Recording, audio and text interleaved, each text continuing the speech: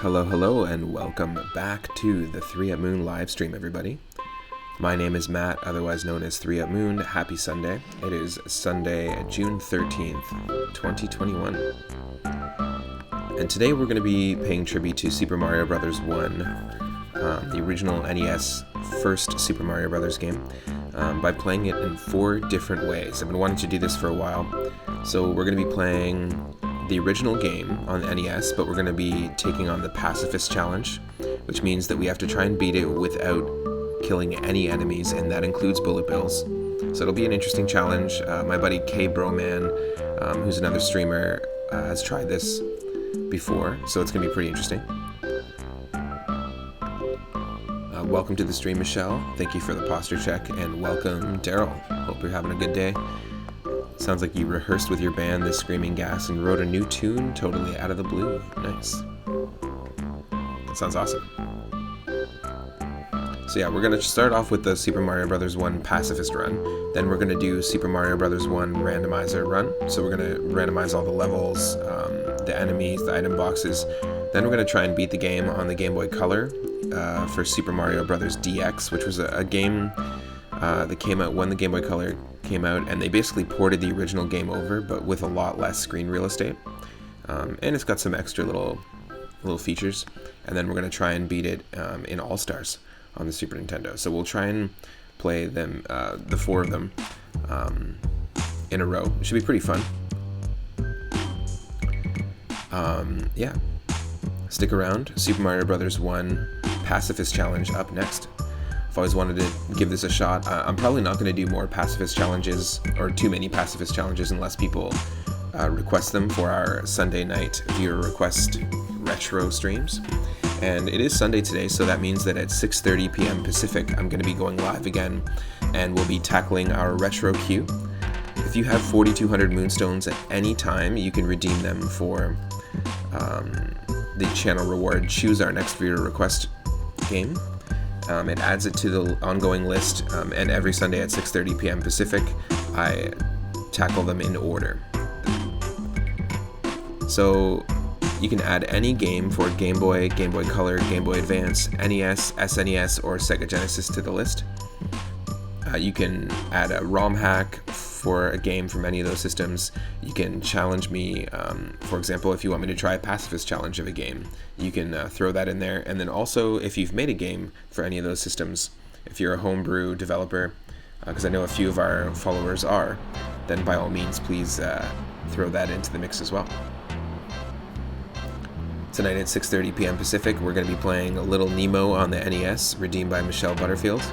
Then Teenage Mutant Ninja Turtles, Turtles in Time on the Super Nintendo, redeemed by King Jorge II. It's a pretty fun game. And then we've got Indiana Jones's Greatest Adventures on the Super Nintendo, redeemed by Stegosaurus McCartney. So that's what we have planned for tonight. But enjoy some Pokemon Snap music. Hope you're all having an awesome, awesome Sunday. And yeah, I will see you in just a moment with Super Mario Bros. 1 Pacifist Challenge.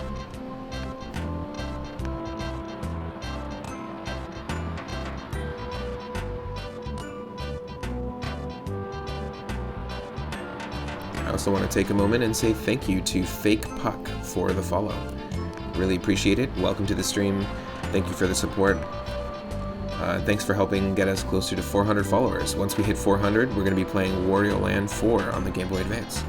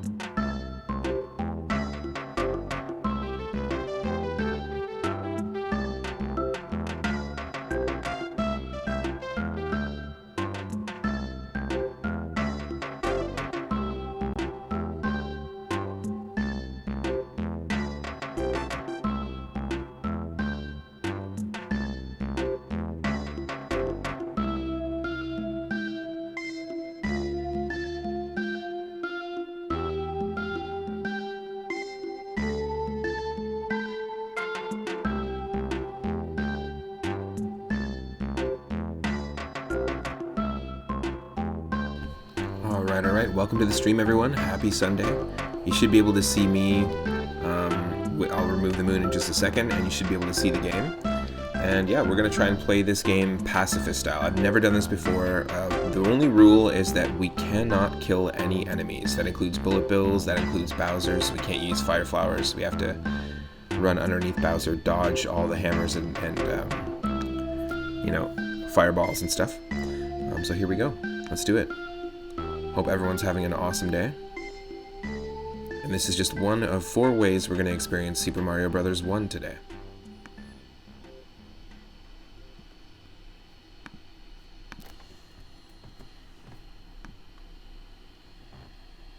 Let me just connect my controller. There we go. 3 lives. So, you know, I usually mess around with this game a lot, so I always forget that you only start with 3 lives in the original Super Mario Bros. So you have to be very careful. No enemies. Even though the instinct is to jump on enemies, I just do not want to do that. Let's switch over here. Let me also just do this. And you let me know if it's too loud or if you need less or more game audio. I'm happy to adjust it at any time. Just let me know in the chat. Now, I'm not trying to beat a speed run of this or anything. Oh god. That sucks. That doesn't count because we didn't kill it. We didn't jump on it. This is not going to be easy.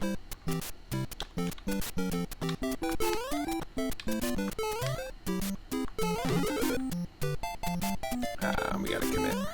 It's fine. Yeah, this is. I have a feeling this is not going to be easy at all. You'll also notice I'll be playing a lot more carefully.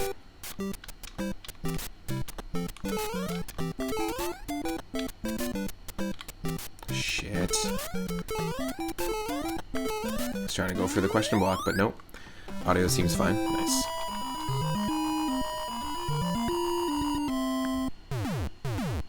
Yeah, this is certainly not going to be easy.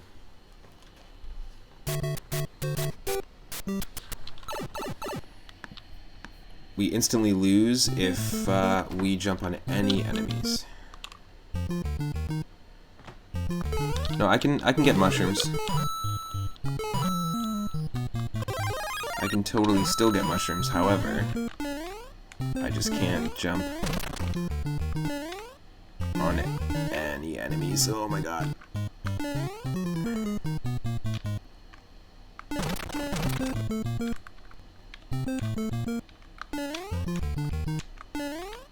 Holy fuck. Okay, that's crazy. Now, I know a lot of people like to use the warps when they do these Pacifist challenges to warp ahead, so you can beat the game quicker. I'm not going to do that. Oh, shit. I'm not going to use the warps. We're doing a warpless Pacifist challenge.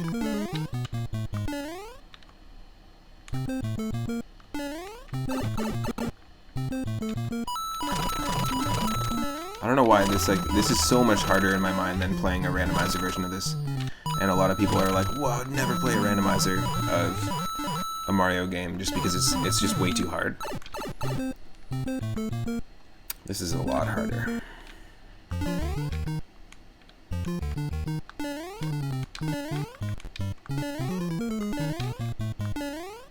No warps, let's go.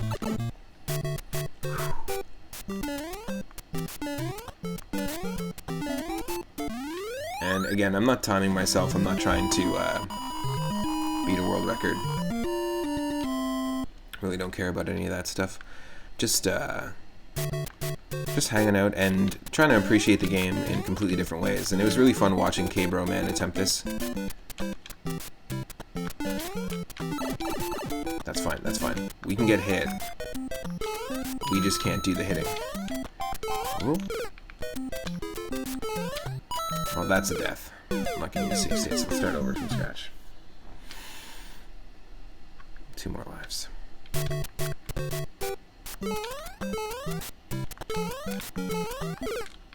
No.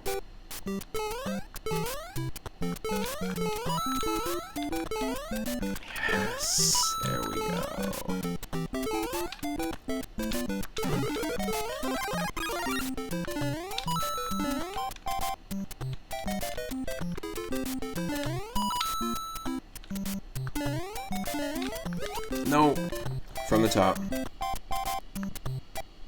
Kill the Goomba.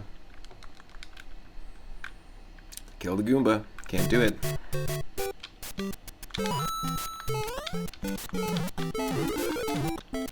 I'm really excited for the viewer request night tonight. At 6:30, it's gonna be super fun. It's my favorite night of the week in terms of streaming.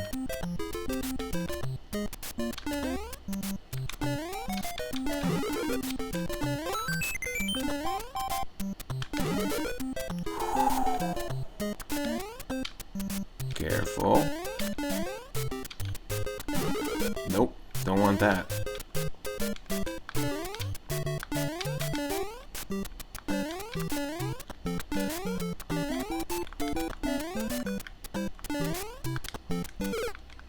Come on, that was dumb.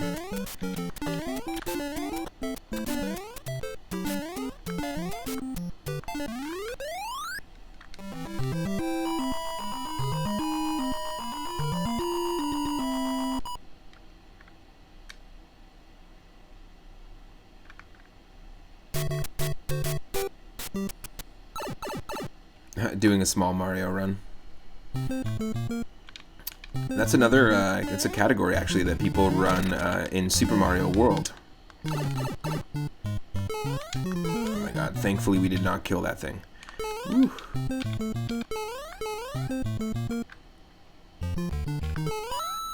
No! The top. Oh, this is gonna be crazy. This is gonna be quite the challenge.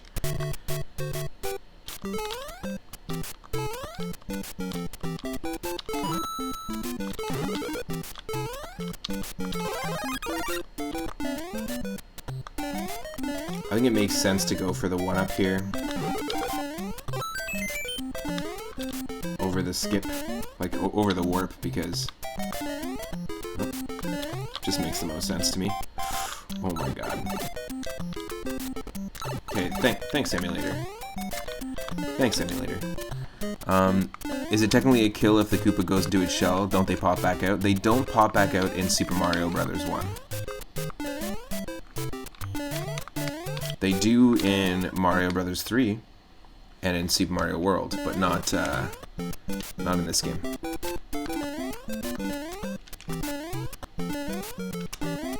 So you could assume the turtle is dead if they go into their shell.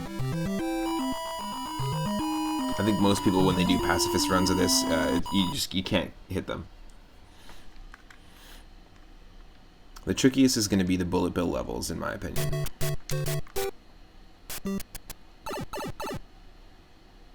Hope you're having an awesome day, Daryl, by the way. I was able to listen to... We got the test pressing for Vic's album, actually, on vinyl last week, and I was able to listen to it with some friends, and it was quite powerful, but it sounds amazing. I'm like really, really excited. So it was a pretty heavy week. Yeah, so it's basically a no-hit challenge. Exactly.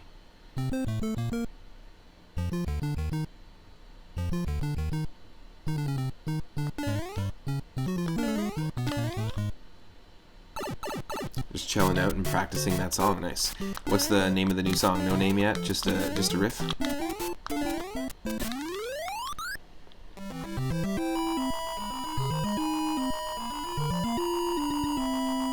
Yeah, it's pretty insane that it's physicalized.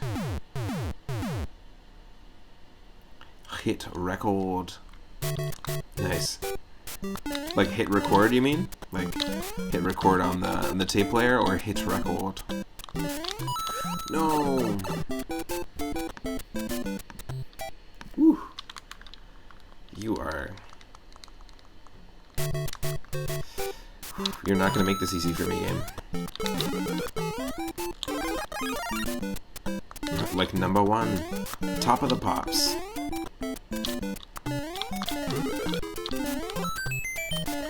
Guess I'm gonna be a pop star. Restart.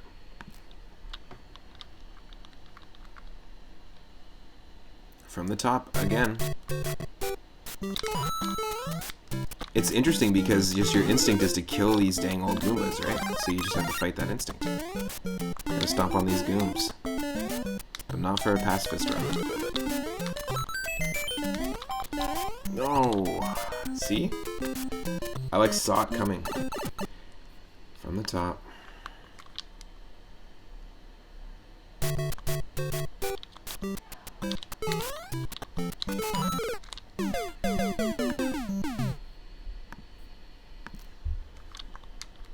Whew.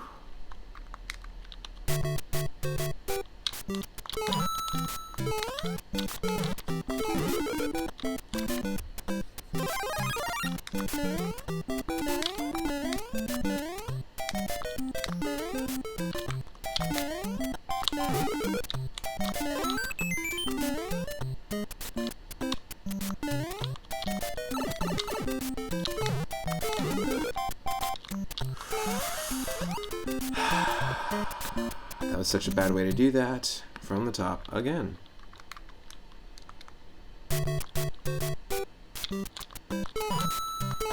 Should have maybe left the pacifist challenge to the very last one, considering it's going to be the toughest. Nope. No, that was just dumb.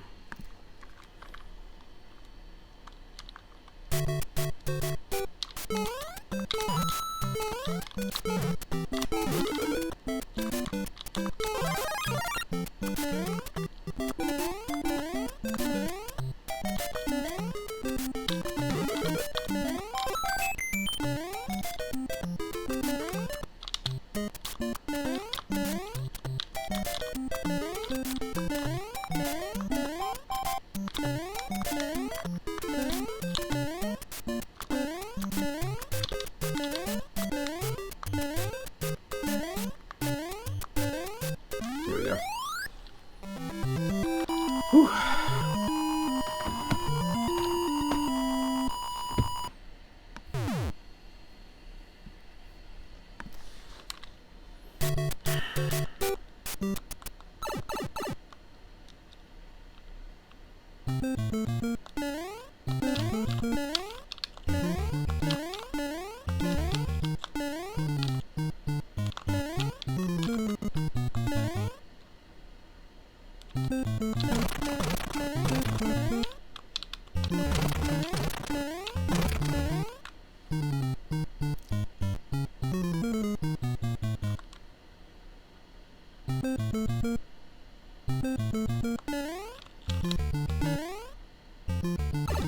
There we go. Again, warpless pacifist challenge. We can't kill anyone, and I don't want to take any warps to skip ahead.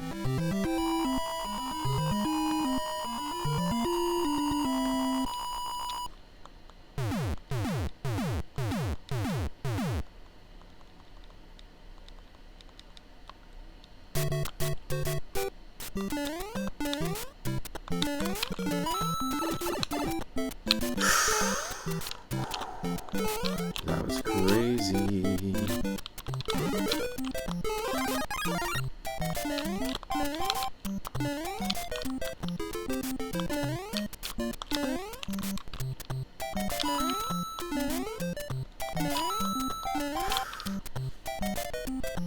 Yeah, you really gotta do this slowly. Nope. Come on. I'm not gonna let myself lose that easily. Let's go.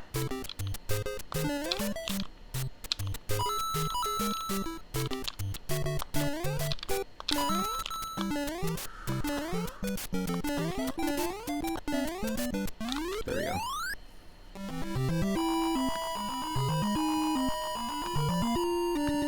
Number 3.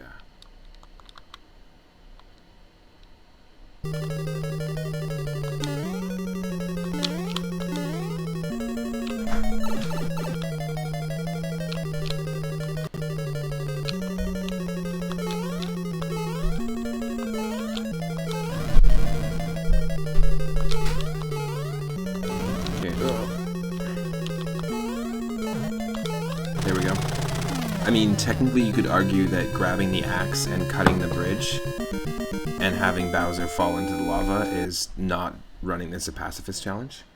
Like, technically I'm not being a pacifist by doing that, but it is a difficult challenge. So what we're doing, Michelle just got into the room. I'm doing Super Mario Brothers 1 4 ways. So I'm playing the first time. The first way to do it is we're doing a pacifist challenge, so I have to beat every level without getting a warp. Okay. So every level without hitting any enemy at all. If I do, I have to start from scratch. Can you take damage? I can take damage, but I can't give damage. So I can't like jump on a Koopa shell or jump on a bullet bill. Then I'm going to do a randomizer run. Then I'm going to play it on Game Boy Color. Then I'm going to play it on Super Nintendo. But it's quite the challenge. Thank you for food. Appreciate that. Yeah, this is going to be not easy to do. No, and as soon as I did it, it's like instinct to jump on them. That's exactly what I was saying. It's you have trained instincts to kill enemies. I should have done this one last, but here we go.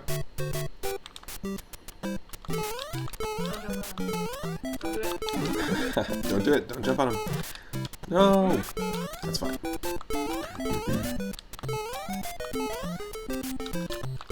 And it makes sense to get the 1-up because apparently I mess with this game a lot and I usually randomize the starting lives.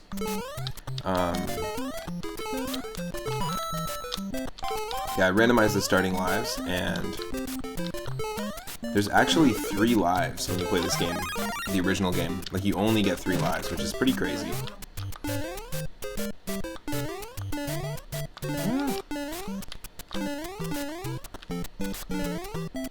So the first level's not too bad. I'm gonna have, after this stream, I'm gonna have played this level like another 1,000 more times. Jeez. That's not easy. So we got an extra life.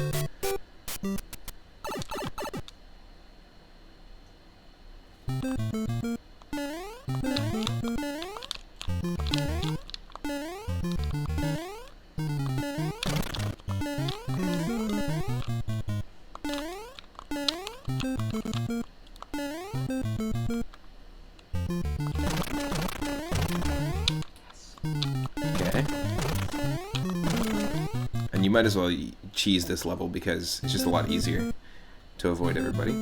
But again, no warps, so we're not skipping ahead. Oop.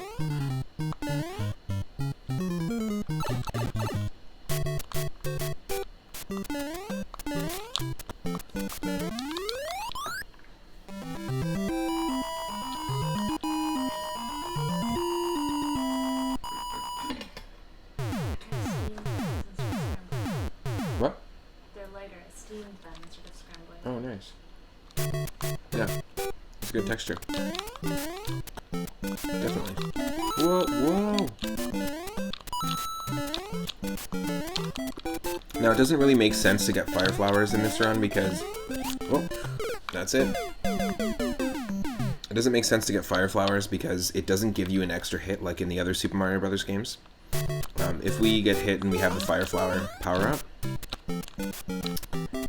it's going to send us back to Small Mario in this game, so it doesn't really matter. As long as we have the mushroom power-up.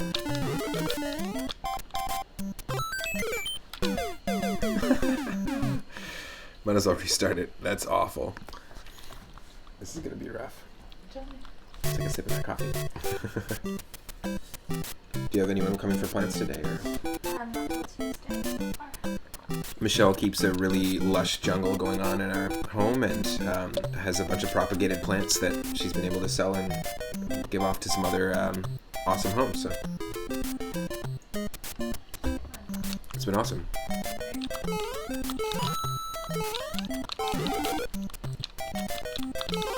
Also, thanks for redeeming Little Nemo Dream Master. It's going to be the first game we're playing tonight for our viewer request night. I'm stoked for that one.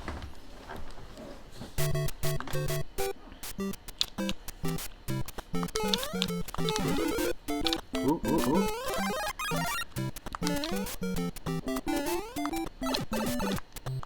Okay, this is just plain dumb. This is just plain dumb at this point.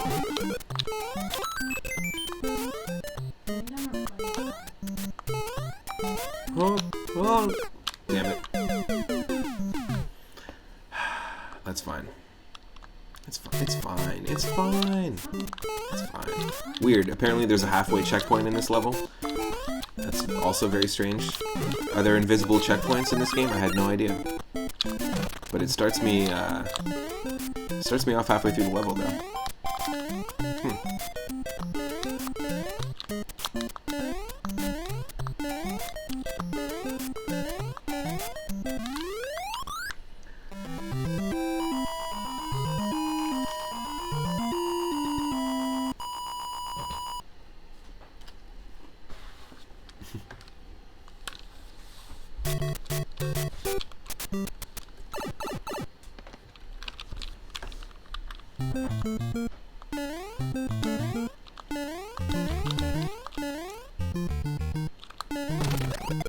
Nope. Oh, this is tough. This is tough. Definitely should have left this for the last one. And honestly, do I think I'm gonna do this stream? Probably not. This is probably gonna be something that I'm gonna have to keep practicing at, which I'm super cool with.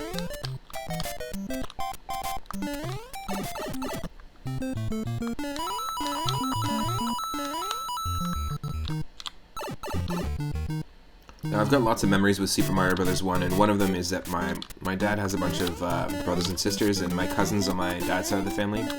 Growing up, we would often get together at my grandma's house. And there was a Super Nintendo there, there was a Nintendo there and a Super Mario Bros. 1 cart there.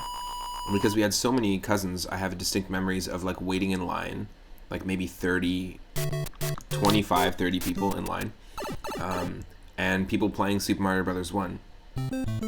And you would wait your turn, and when you died, you had to get to the back of the line. So I have these very distinct memories of like killing the first 2 Goombas, and then the 3rd Goomba killed me, like when I was a kid. And then I had to go back to the line and wait and wait and wait and wait, and then eventually come back, and then I beat the 3rd Goomba, but then the 4th Goomba killed me. Back of the line again. It's pretty funny. This is all before I had a copy of it myself. But I do have very distinct memories of having to wait, and the older cousins, of course, were better at the game, so they got to hang out and play the game a little longer.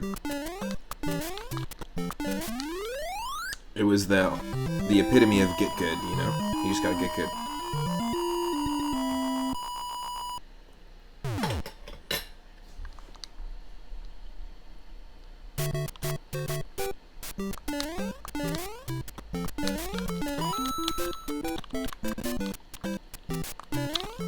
Oh, come on.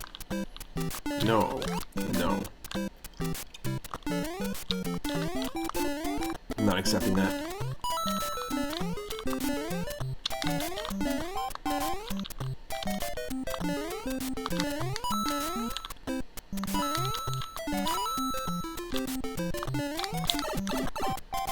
That's fine. We can take the hit.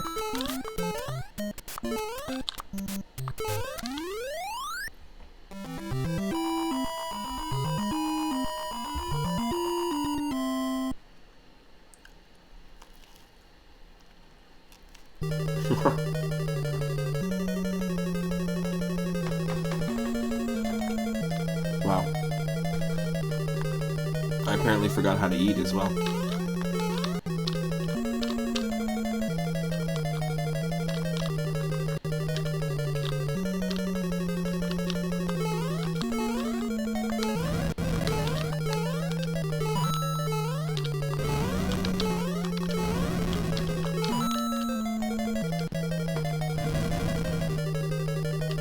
Is this game considered Super Mario Brothers and Mario World was something else? Yeah, totally.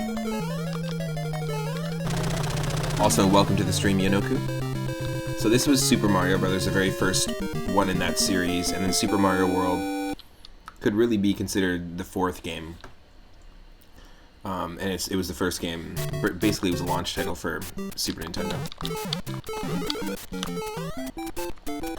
Super Mario World is when they introduce Yoshi. But little known fact, I think a big known fact at this point is that Yoshi was initially planned to be in this game, but they just couldn't pull it off. this early into development on the NES.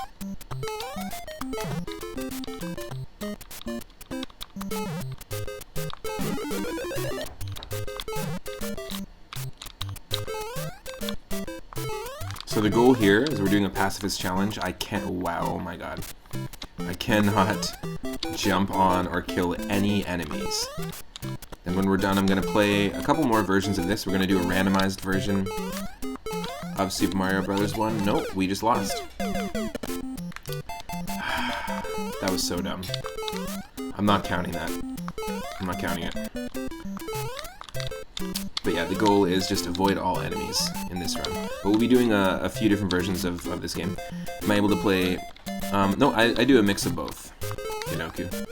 Oh god. Whoop. Oh.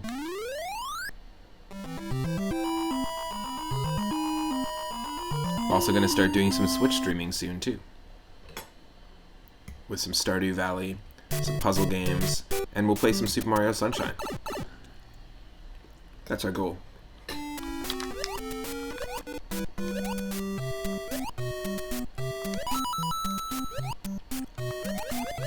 Now the water levels are not too bad in Pacifist Challenge because you can't really kill enemies underwater anyways unless we had fireballs.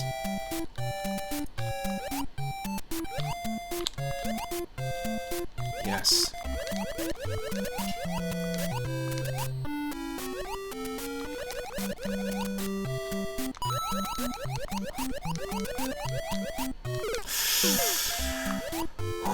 That was so close.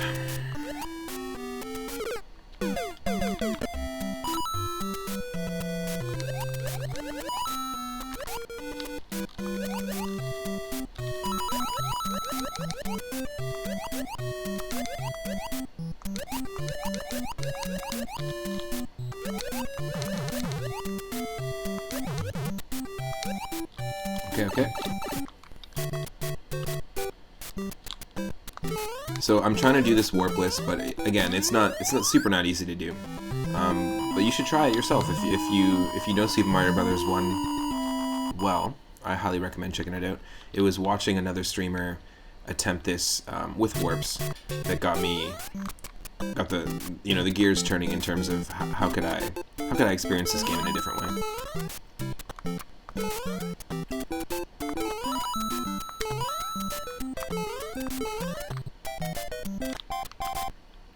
Come on.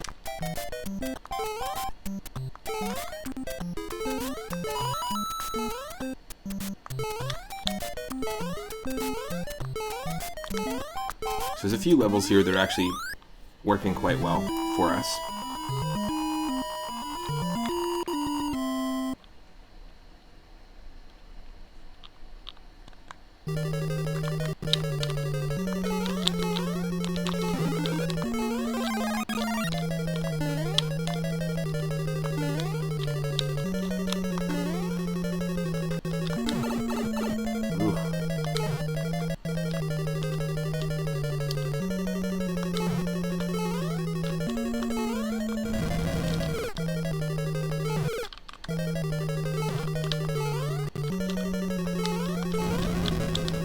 Yes.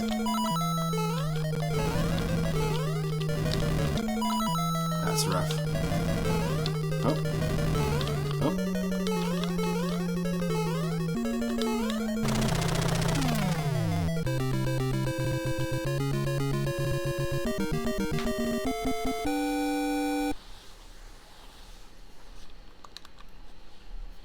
World 3.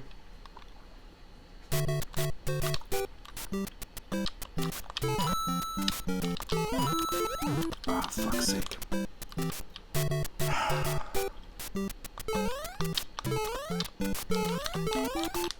Oh, nope.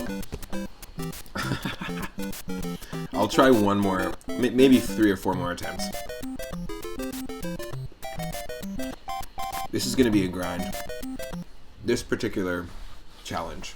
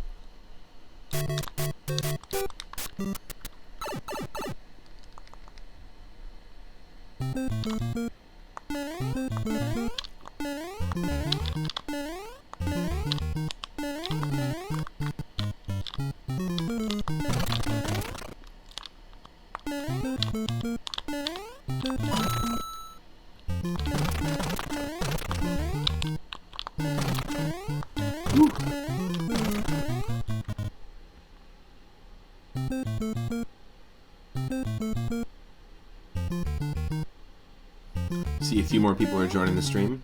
We're playing Super Mario Bros. 1 in 4 different ways. The first way we're doing it is we're trying to do a Pacifist challenge, where we are not allowed to hit any enemies, and if we hit any enemy or kill any enemies, it's an instant lose. Trying to do it without warps, which might be a daunting task.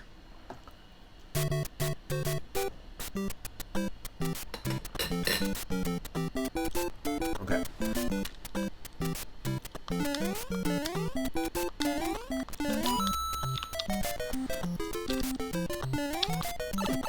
Fuck off. Thankfully we didn't hit it. Whew.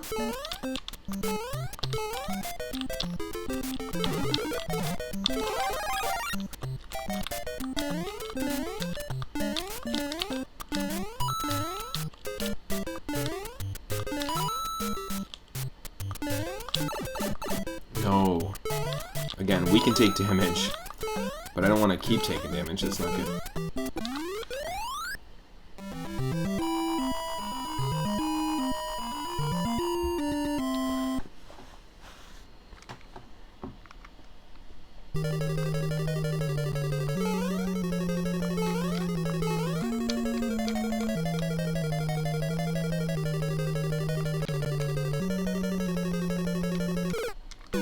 The music reminds you of the hard plastic controllers. That's funny. That's funny. The music can send you to a like nostalgic point of reference, of like the feeling of a controller. It's pretty interesting.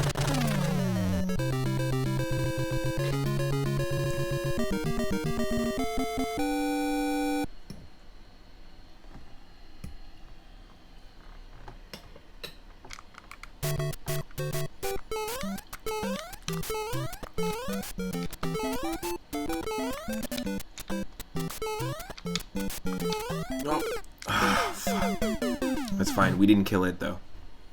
We have lives. Okay. Let's do this.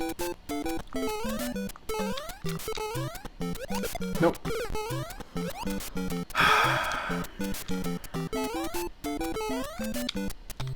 Yeah, I'm using save states there. Just in that one instance. No!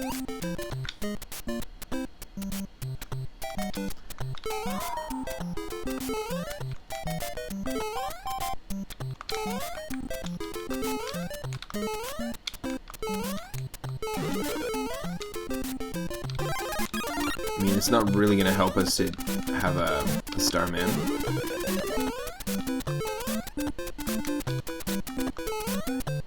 No! That's what we want to do. Okay. Yeah, there's no way we're gonna beat this Pacifist challenge today. Because it is really tough.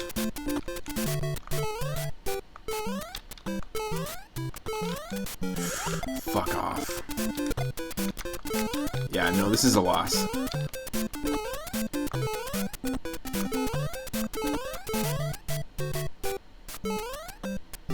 It's a loss. From the top.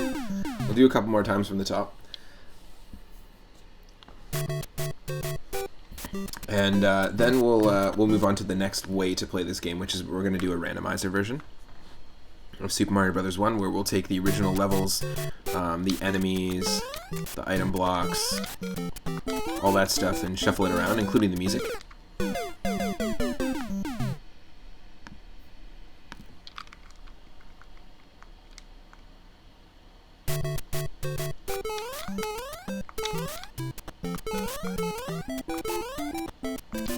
I'm not trying to speedrun it, I'm just trying to survive and not kill anyone. Oop.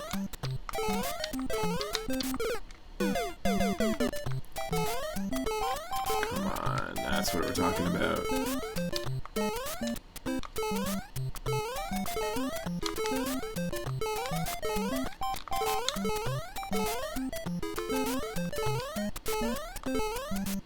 There we go.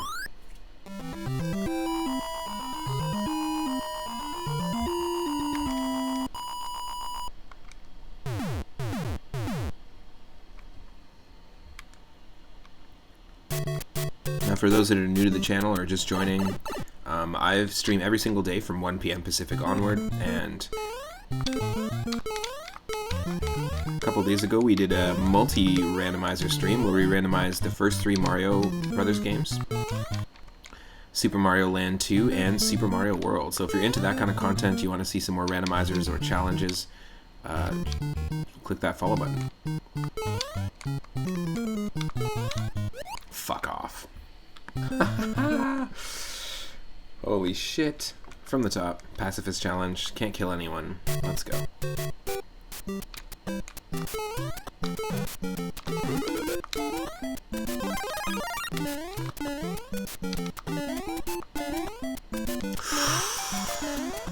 Oh, that was too risky.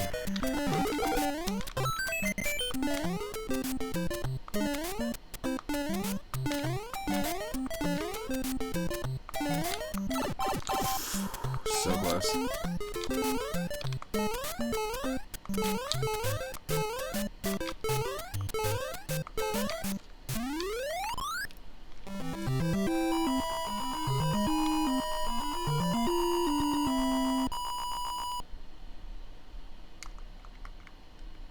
We're also only 14 followers away from 400 as well, which is crazy.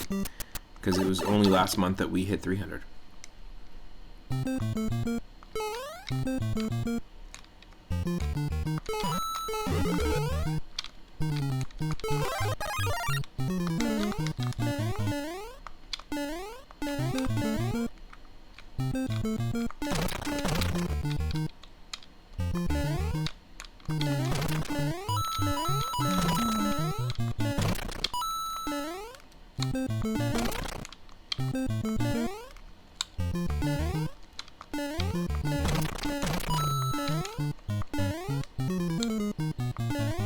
There we go.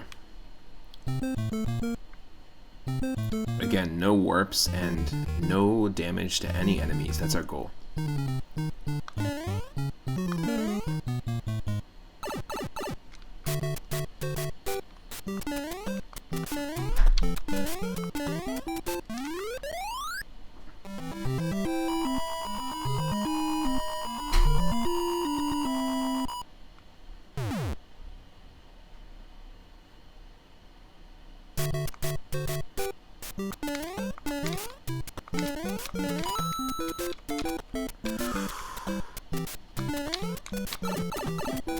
Totally cool, totally cool. Take the damage.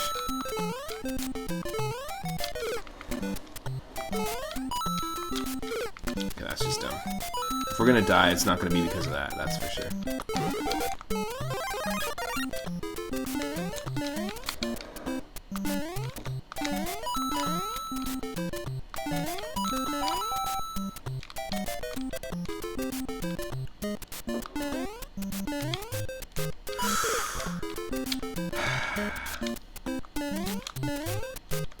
Nope.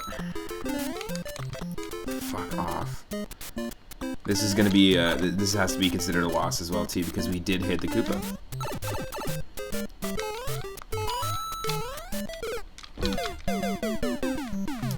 Okay, a couple more attempts. The furthest we've gotten was 2-4, or, yeah, 2-4.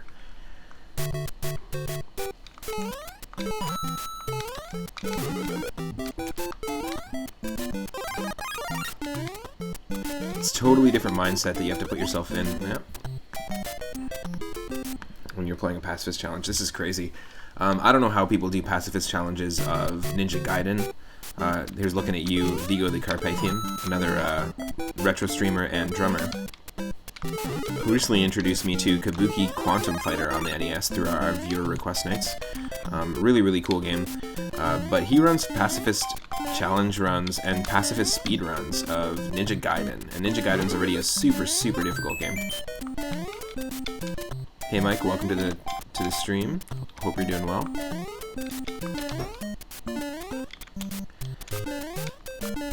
We're trying the Pacifist challenge of Mario Brothers 1 where we can't hit any enemies. And then after this we're going to do a randomizer version of it, and then we're going to run Super Mario Brothers DX on the GameCube, or sorry, Game Boy Color. And then we're going to play the weird altered physics version of this game on Super Mario All-Stars.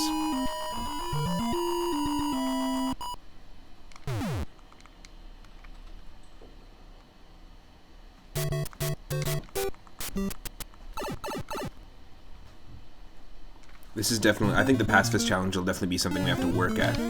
Again, the furthest I've gotten is 2-4.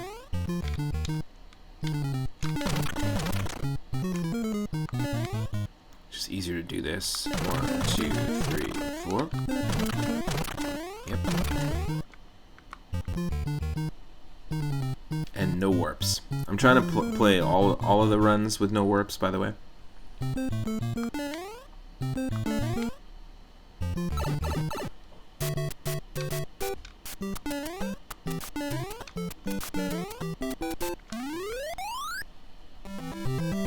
And if you're watching on YouTube, click that subscribe button.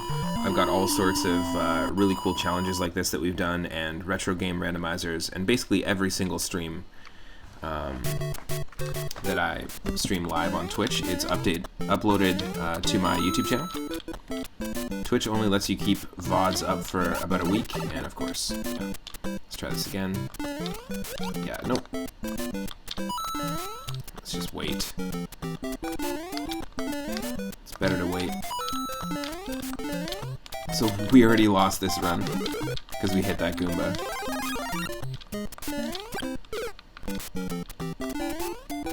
But if we wanted to ignore the fact that that happened, y'all didn't see that, we're probably not going to get that much farther. Yeah, exactly. This is tough. It's all about timing.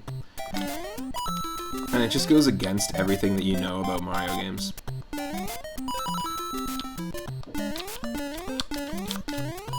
Ooh.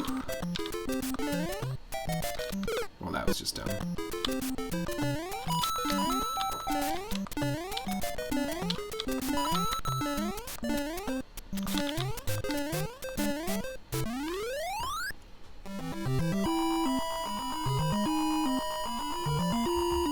Yes, Yanoku has been playing some Elder Scrolls Online, which is a really cool... I've been enjoying watching a few people play that MMO. It's a really fun MMO. It's not new, it's been out there for a bit. Mike's been streaming some Hollow Knight, nice. Yeah, I really like the, I like watching Elder Scrolls Online, actually. It looks very fun. I actually feel like I would have more fun with it than playing games like Skyrim or some of the other ones. Like some of the other Elder Scrolls games, like the actual mainstream ones. I used to spend a lot of time with RuneScape Classic back in the day. Nice, Mike was doing, yeah, Hollow Knight's pretty cool, actually. I've watched a lot of people play it. It's a pretty fun, like, original new indie game. Or newer indie game. Skyrim's a classic. Daryl, have you ever seen the mod for Skyrim where the dragons... Oops, that was dumb. That was an emulator issue. The dragons are all replaced by Macho Man Randy Savage. And so all their sound effects of their roars and stuff are like, oh yeah. Bonesaw is ready. Welcome to the stream, Lizardian. Have I ever thought about playing the Final Fantasy IV randomizer? I have, definitely.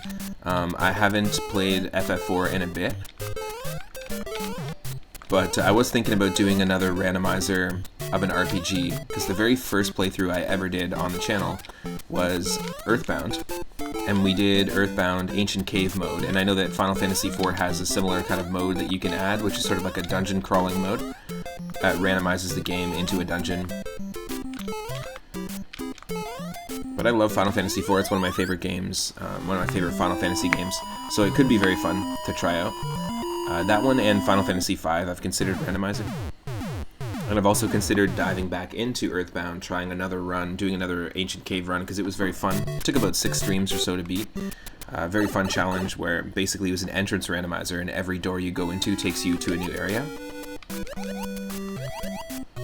But yeah, Free Enterprise is pretty cool. Ancient Cave is the randomized like dungeon crawling mode, and there's something called Deep Dungeon, which is a Final Fantasy I NES version of it.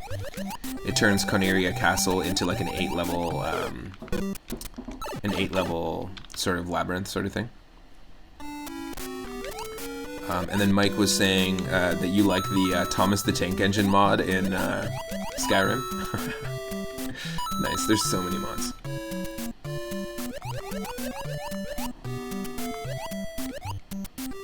Yeah, free Enterprise is pretty sweet. I'd definitely be into trying it out for sure.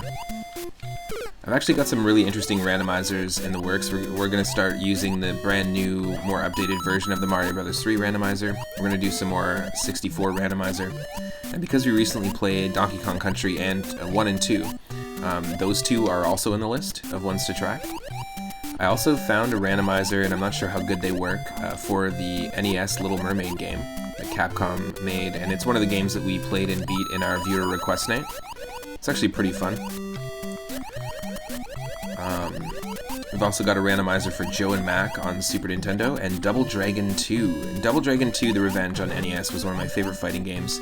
I played that one so much. I would rush home from school to play it. Really liked the way it played. Loved playing it 2-player. It was a very challenging game to begin with, but there is an enemy shuffler for that. And, you know, that was kind of my entry point into games like Streets of Rage. They have to be some of my favorite, you know, side-scrolling beat-em-ups is Double Dragon 2, and then the first 3 Streets of Rage games. I haven't played the 4th one, but actually K Broman, who inspired me to try this Pacifist challenge, was the streamer that I was watching play the 4th one for their birthday stream. It's kind of fun. I like what they did with 4. It's a nice, it definitely feels like a spiritual successor. It would have been cool to have played with original sprite graphics instead of hand-drawn ones, but... Oh my god, so close. That was insane. Mike is saying they can't get past the downgrade cave in Cave Story. I'm not sure I know of the downgrade cave in Cave Story. I have, haven't gotten super far, but I have played Cave Story on PC back in the day, but I have the 3DS version as well. Which is pretty cool.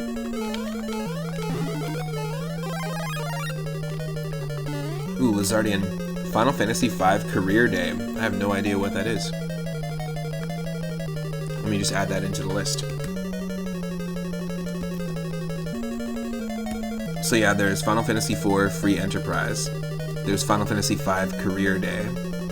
And then there is Final Fantasy I Deep Dungeon. So these all seem to be different specialized, like randomized modes that you can mess around with these games in, which is cool. It's like Free Enterprise, but for Final Fantasy V. Nice.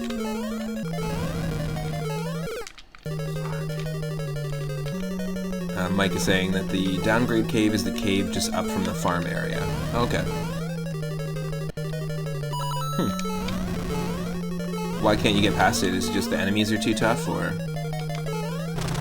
Like, what's, and what system are you playing Cave Story on? If you haven't played Cave Story before, I highly recommend trying out the 3DS one. I actually think the 3D effects work quite well in that game specifically.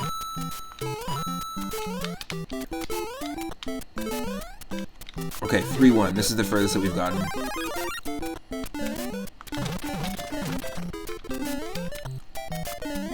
I'm kind of not really paying attention, but I'm also at the same time trying to not hit any freaking enemies.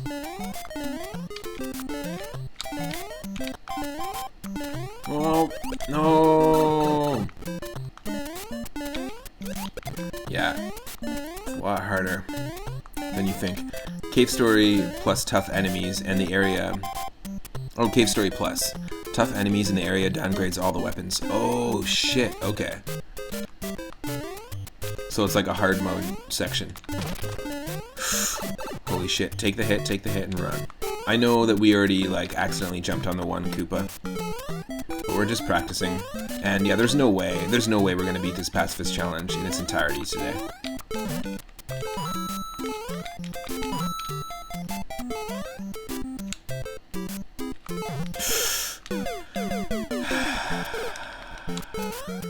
Yeah, there's no way it's happening.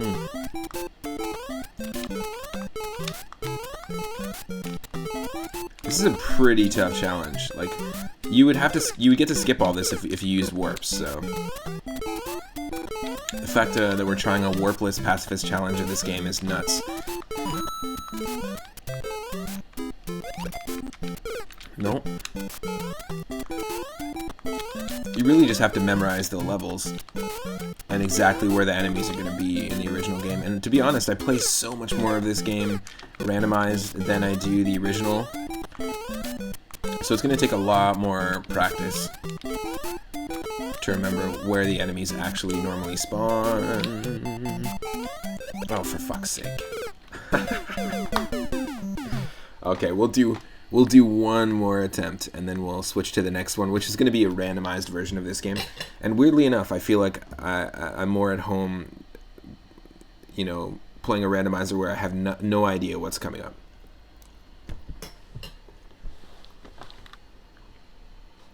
Worthless, exactly. Like the new Star Trek movies. They're worthless. He's not in them.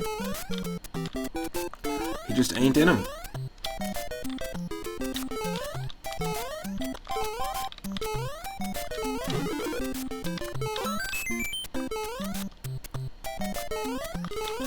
Don't hit anybody.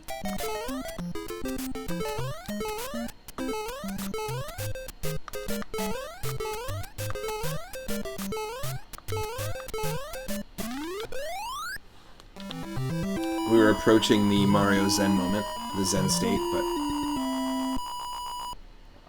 didn't seem to work for us.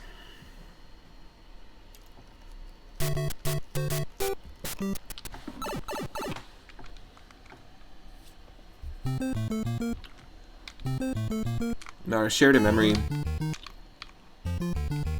one of many memories associated with this game, where growing up, before I owned my own copy of this, I could only play it at my grandma's house on my dad's side of the family, in a line with my cousins. We would line up about 20, 30 cousins, and you'd play till you died.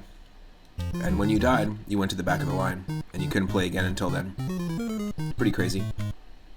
What sort of memories do you have with Super Mario Bros. 1? Feel free to share them in the chat if you have any funny stories or just memories in general. This is one of the first NES games that I ended up playing before I got a collection from my uncle. And what was your first NES game that you played? You can also share that in the chat as well.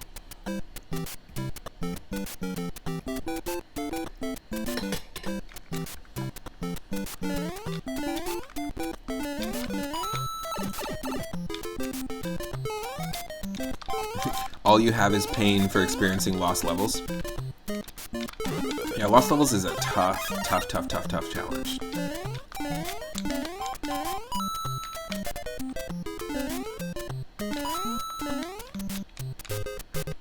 Wait for the coop, don't make a mistake. Just be patient and wait for the coop. Just jump over its head. Like that. There we go.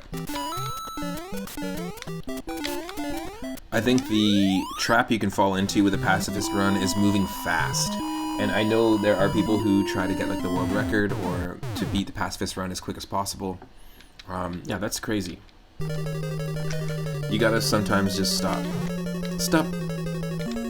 Sometimes you just gotta stop. Like this. Like that. Up.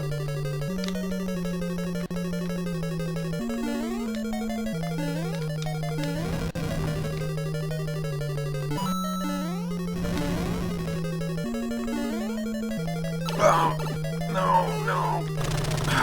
Okay. Whew. Now, however you interpret that, that wasn't, we didn't kill Bowser. We just happened to walk over to the one side of the bridge, and then the bridge fell. If you interpret that as Mario picking up the axe, cutting the bridge, then it's not the most pacifist act.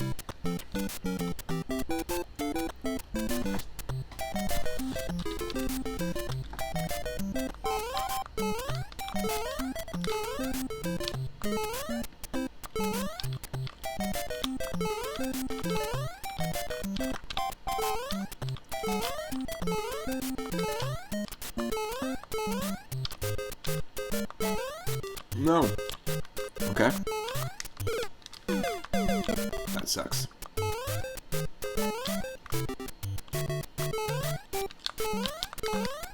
Holy fuck. I don't know how that happened. I don't know how we saved ourselves there. Damn it.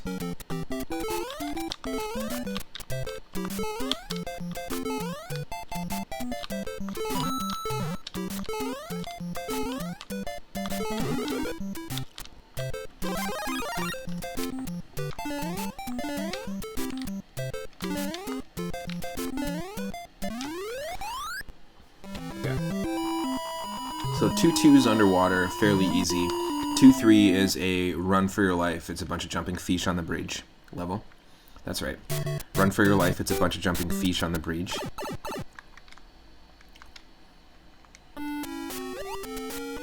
So this is going to be, you know, beat this level how you normally would, because you can't actually attack any of the enemies here unless you have Fire Flower.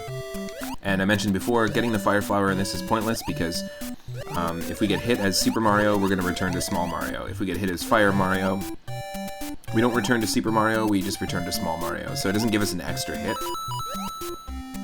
And it's just tempting. We can accidentally shoot somebody with a fireball when we don't want to, so... Yeah, you really have to just kind of reframe your experience with this game and how you play it.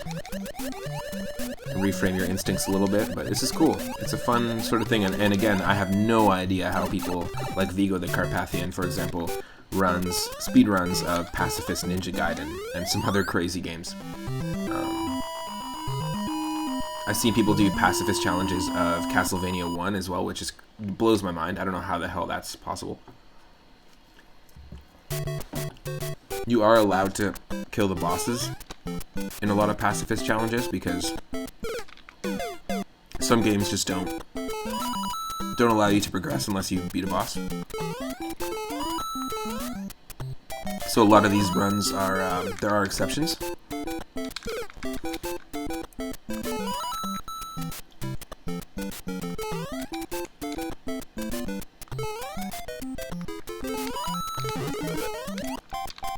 Damn it. Don't jump on the fish. I'm not counting that.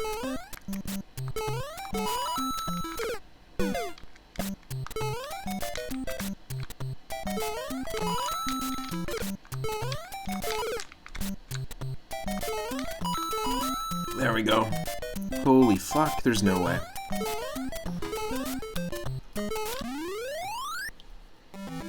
So 3-2 is the farthest we've gotten, or 3-1? I think it was 3-1.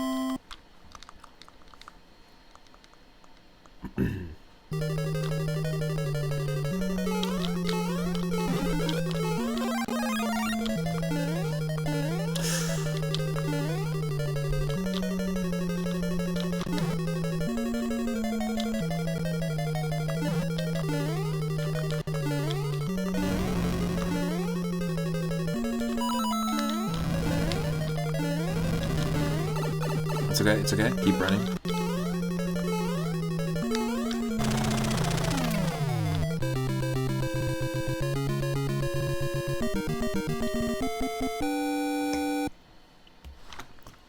Great. Great, great, great.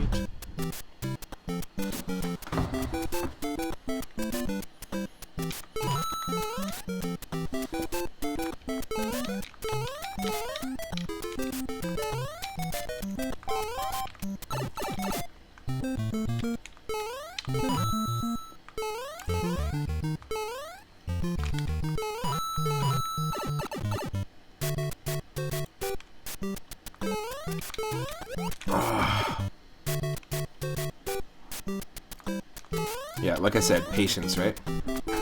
That's the key with these runs. And I don't have a lot of it when it comes to... My instinct is just run, you know?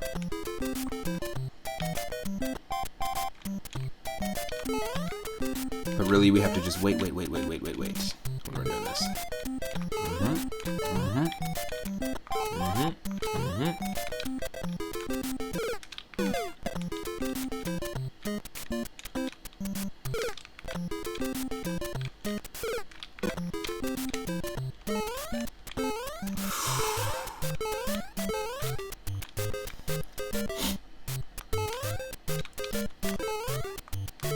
crap. And this is only one of 4 ways we're going to be playing Super Mario Bros. 1 today.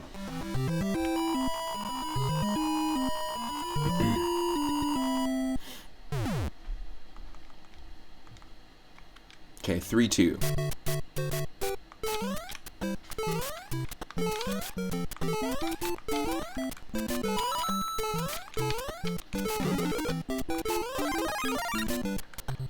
This level reminds me, oh god. This level reminds me a little bit of the design of some of the levels in Super Mario Land. On the Game Boy, oh my god, holy shit, there's no way. This is such a difficult challenge, the Pacifist challenge, with this game.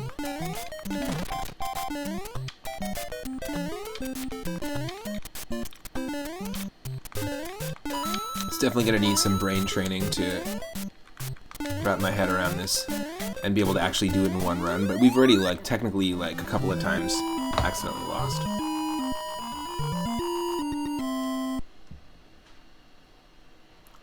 Unintentionally. That's okay.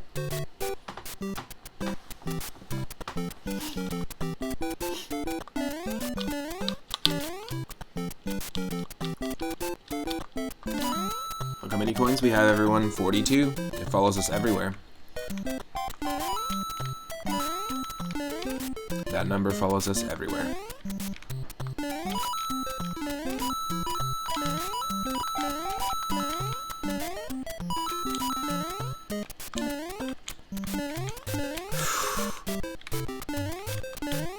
I see a few more people are joining the stream. Welcome to the stream. Happy Sunday. Hope you're having an awesome Sunday. We are playing Super Mario Bros. 1 4 ways. The first way, Pacifist challenge. I can't hit any enemies. If I hit any enemies, I insta-lose.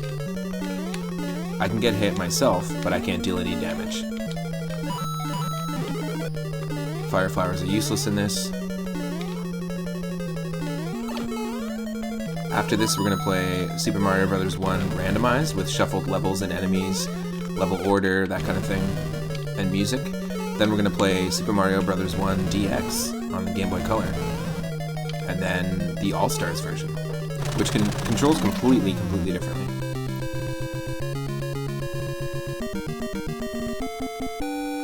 This is tough. I'm trying to do this without warps as well. Henny Blank, yeah. Welcome to the stream. I enjoyed the stream yesterday that you had going on. That the game was called Tharsis, I believe. Super fun looking game. I like the aesthetic of it. I like the idea that it's battling with dice, like with die. That was really cool. And yeah, I really like the layout as well. The next generation style layout that you had going on. Tharsis. It's named after an ocean on Mars. Very cool. And you said it came out like several years ago? Yeah, an ocean. Well, what used to be an ocean, I guess. You mean a dry spot on Mars? Whoop. But yeah, this is a Pacifist challenge, Henny. This is the furthest I've gotten, but to be honest, we did technically lose on the... There's a bunch of fish jumping in the bridge level. Technically. We're at World 4-2, so 42 follows us again. So the only rule here, and you know what, to be honest, I was saying this earlier, I haven't played the original, like, unaltered version of this game in a very long time. I forgot that you only start with, yeah, exactly, see? I knew it was gonna happen. And of course, I forgot that it was a Pacifist run, so let's just continue from here. It's just really easy to forget, like, the original enemy patterns when you play the randomizer version of this game so much, and I also play a lot of ROM hacks. So to me, this is like, a lot of this playthrough is like just practice, and it's more just like, an, oh yeah, that's there, oh yeah, that's there. I'm definitely going to be grinding to eventually do this all in one go, so even if we do get to the end here, I've definitely used save state, so it's not really considered a completion of a, or the completion of a Pacifist run. Oh, we might be screwed. No, we just take the hit. That's the only way. Okay. Whew. Yeah, you've never seen me play vanilla SMB1. Yeah, this is the first time on stream.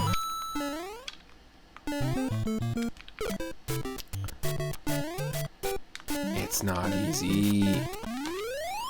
I'll attempt one more time. The next death is considered an actual death, though. Like the next time we hit an enemy, it'll just be a game over. And then we'll play the game in the second of 4 ways that we're gonna play it today.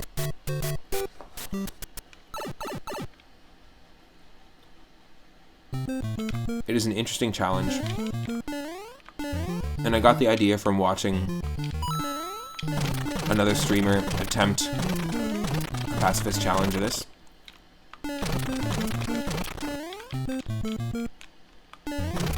Nope.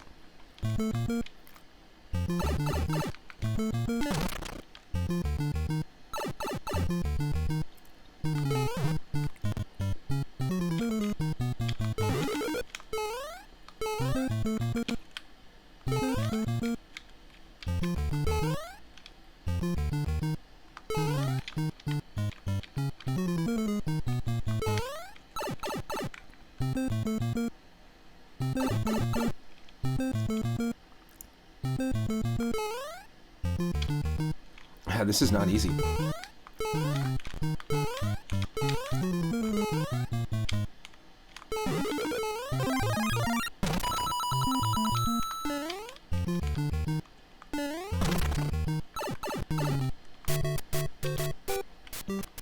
See a few more people are joining the stream. Welcome to the stream. Hope you're having an awesome Sunday.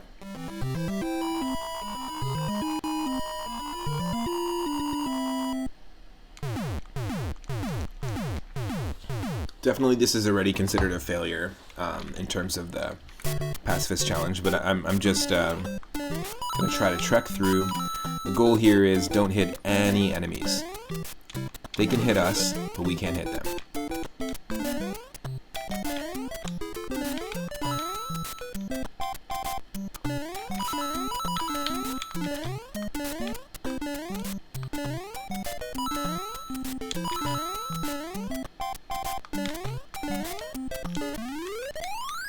And there's actually, I mentioned it before, there's actually a lot of levels in this game that are very conducive to this challenge. Like, they do really help you out, because there are a lot of levels that are missing a ton of enemies. There's not a lot of enemies you have to worry about.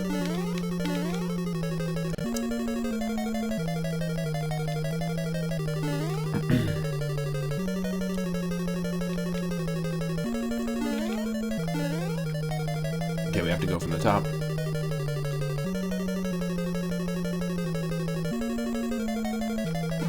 Holy fuck.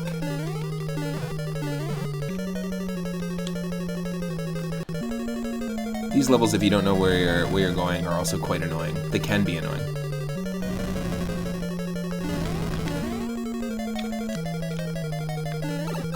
That's fine. We can take the hit.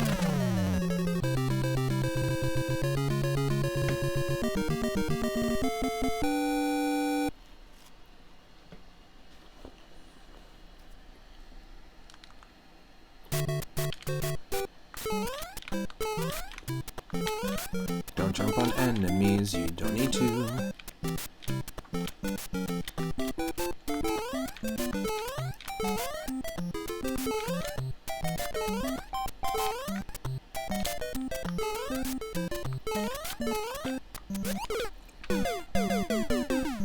That's it.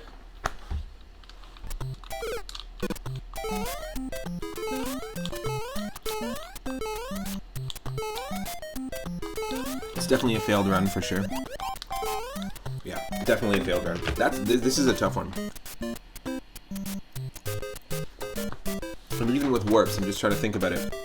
You can warp straight to World 5. Even with warps, this level is going to give you a lot of trouble in Pacifist. Whoever's trying to attempt it. It's pretty interesting. I'm definitely going to come back and do the Pacifist run of the original Super Mario Bros. 1 more often. And I'm definitely going to try to set it up so that it's just something that we're practicing and trying to get better at over time. Toon Man Plays, thank you so much for the host. Really appreciate it. So that was our first way of playing Super Mario Bros. 1. The first of 4 ways. Today, I did want to add a few more to this list, not just 4, but I narrowed it down to these 4 challenges. So we've tried the Pacifist challenge. We'll continue at it. The furthest really that we've been able to get is 4-4. And if you want to get like technical, it was 3-3, because we did technically die in 3-3. So there was that. But next up, stick around. I'm going to play a little bit of Pokemon Snap music, and then we're going to play Super Mario Bros. 1 Randomized. So we're going to take all these levels, shuffle them, shuffle the item blocks, shuffle the enemies, shuffle the music, and go from there. So stick around.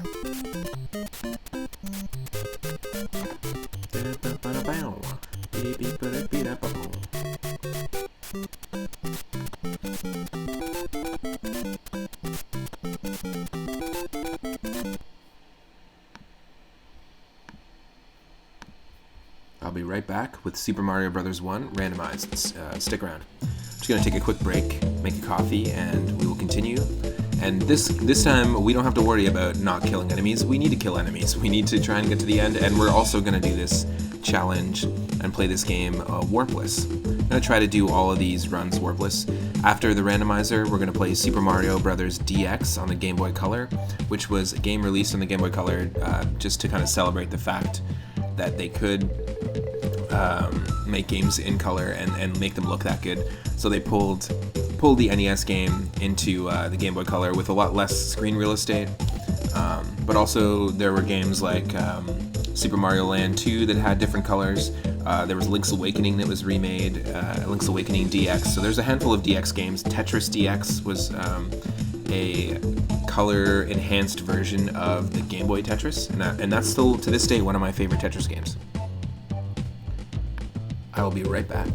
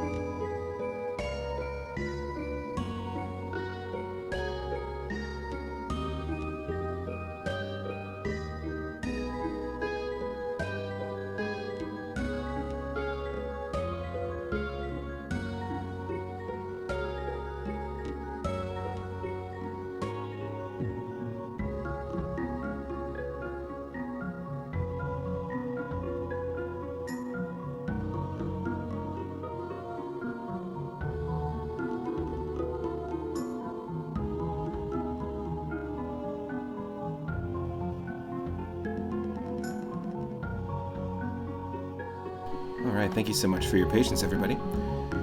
Just loading up the game, getting that randomizer up and running.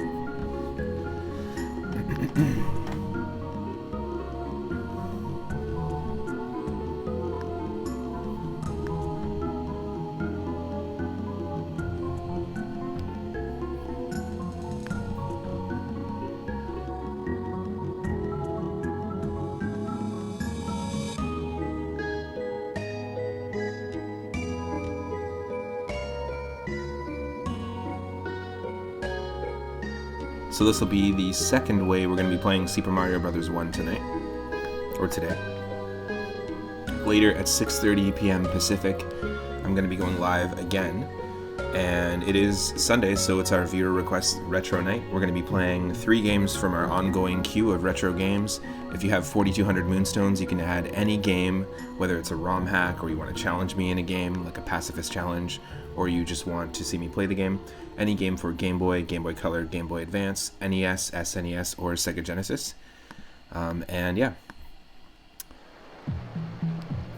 Today we have Little Nemo, Dream Master, we have Teenage Mutant Ninja Turtles, Turtles in Time, and we've got Indiana Jones's Greatest Adventures on Super Nintendo. The last 2 on Super Nintendo, the first one on NES.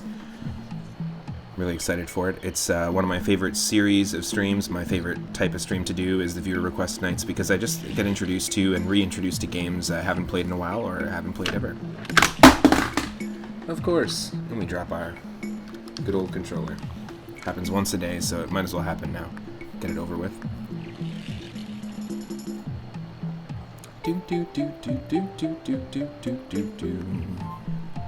Alright, again, this is not your grandmother's Super Mario Brothers. So this is our second run. Earlier we were doing a Pacifist run of the original game, and now we have a randomized version of this game with randomized colors, levels, item blocks, enemies.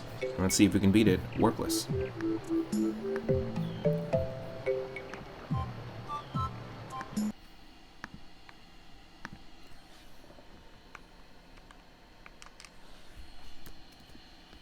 There we go.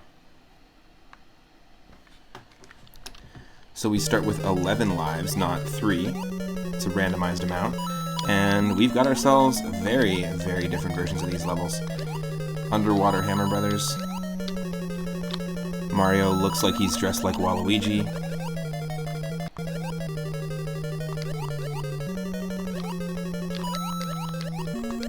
But the best part about this is that we can actually damage enemies if we want. Ooh, random fire bars, that's going to be interesting.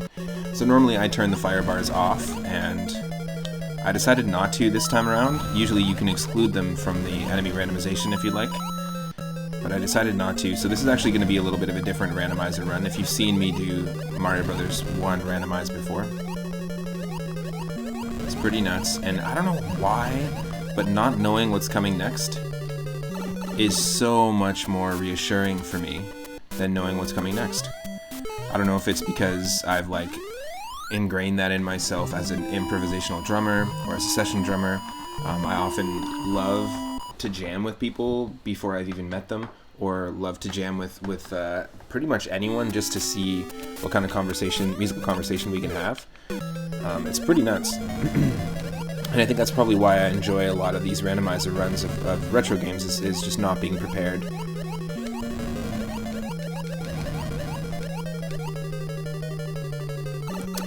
What is up? Thank you for the moon and the leaf. Daryl's prepared.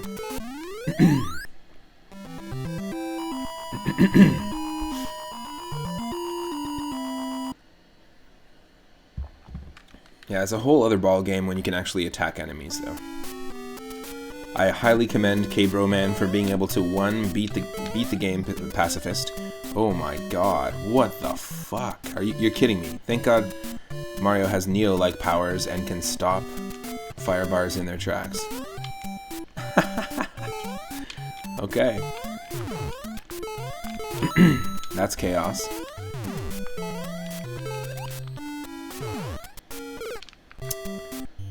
Wow.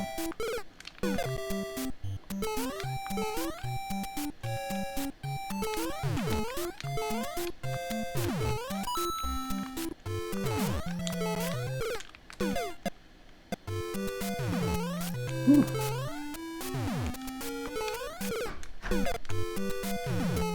Yeah, this is tough. Weirdly, I don't think it's as tough as Pacifist Challenged, in my mind.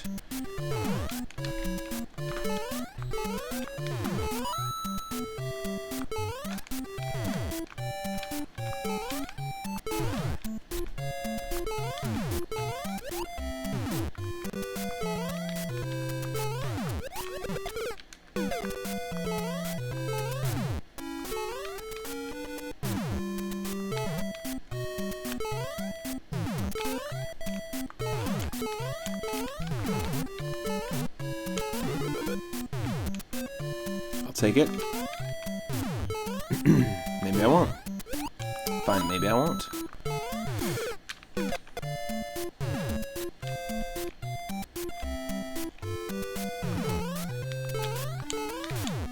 Whew. Wow. The random fire bars are insane. That's crazy.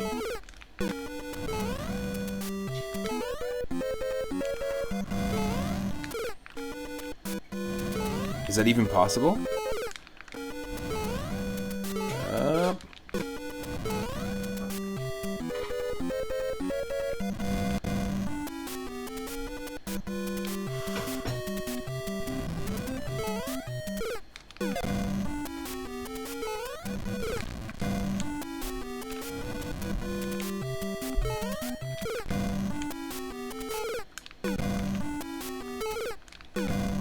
There's a way to time this. No, we can do this. Yes, I knew it. I knew we could just make it. That's insane. What's up, Rocktree? Welcome to the stream.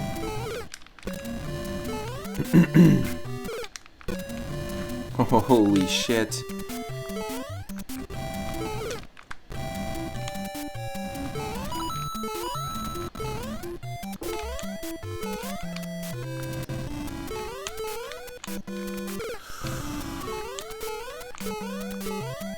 There we go. Oh my god. Wow, wow, wow, wow, wow. Whew. Wow, wow, wow, wow. Jesus. That's probably the craziest. I think that's why a lot of people have recommended, and of course we have to do it again. A lot of people have recommended to me to exclude fire bars from the enemy randomization pools, and that's exactly why. Because you can get like 10 fireball wide fire bars, and you can maybe get lucky and be able to clear the jump. Holy shit. Okay, a bunch of suicidal Koopas.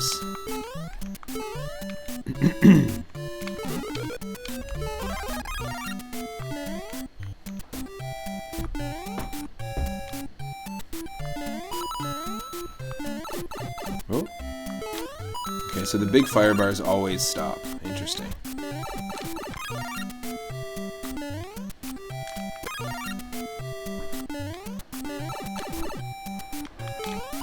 Fine. If I have to take the hit, I'll take the hit.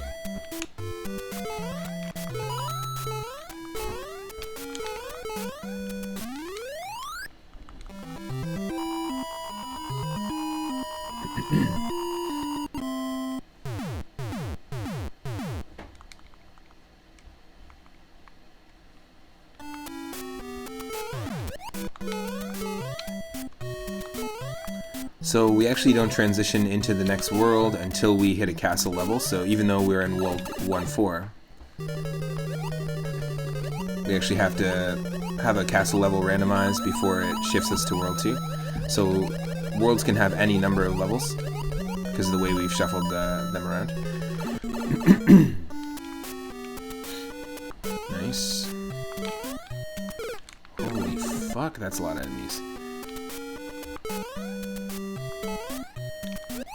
Yes.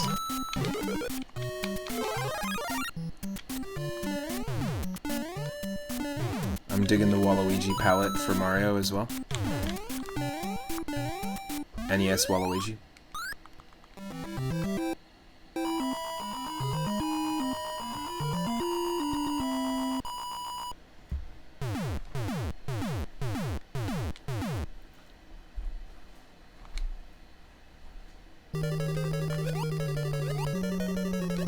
Just want to say thanks to those that are showing up on the regular to the streams as well.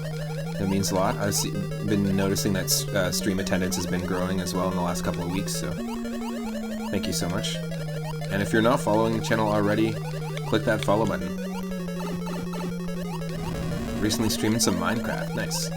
Do you run mods at all, Rocktree, when you stream Minecraft, or do you just play the vanilla game? And do you play on PC, or do you do the Xbox 360 version? Because I've recently been chatting with a few people that have a bunch of mods associated with their Xbox version, and I guess for a long time you weren't able to do that. I thought mods were only available for the PC versions, but apparently not.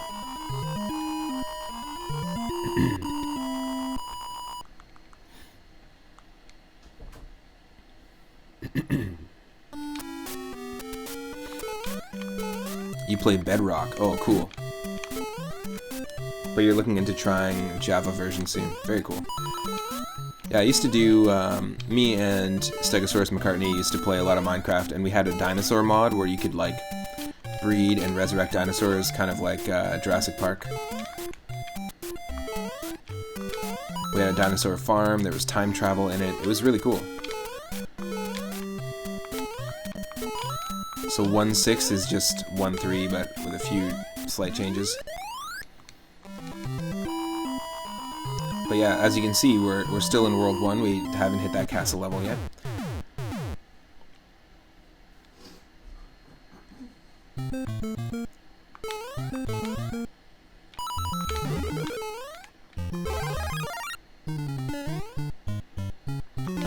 Yeah, the Pacifist challenge is pretty insane.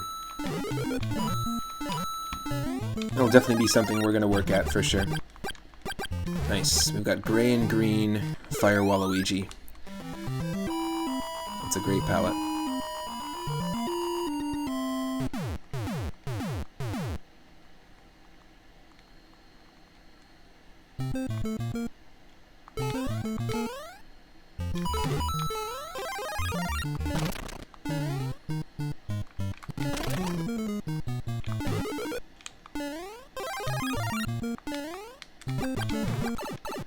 Ooh. There she goes. That's not good. What? Nope. We are not dealing with a Lakitu in here.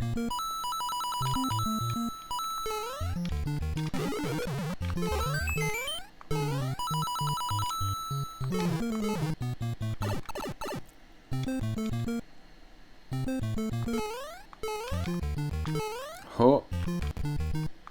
Great.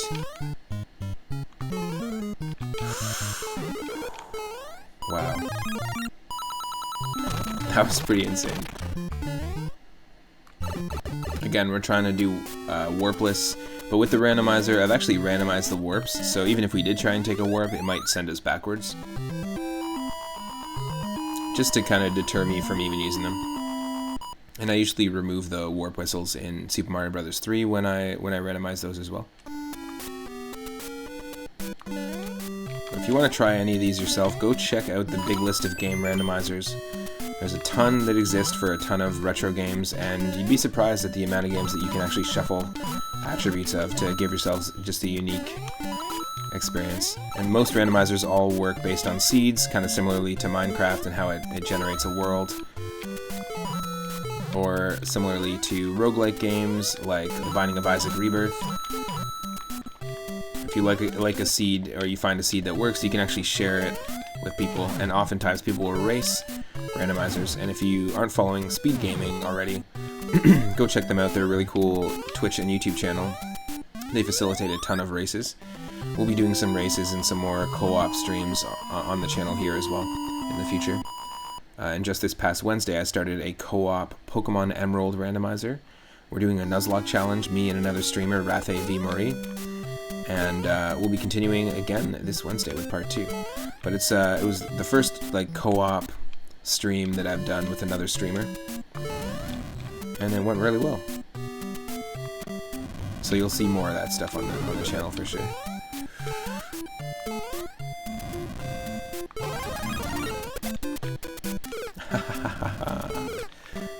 Great.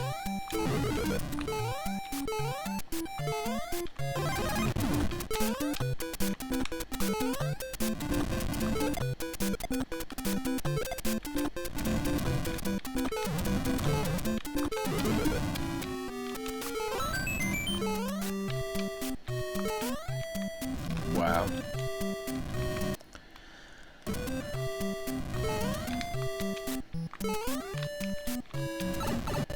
All the sub areas are also random.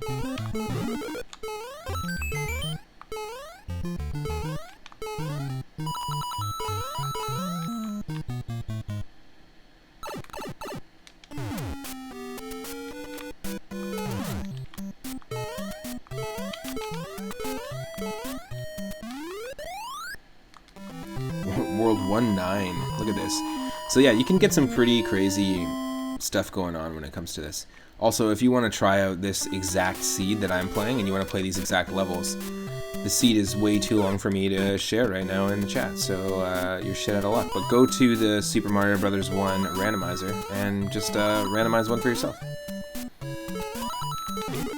It's different every single time.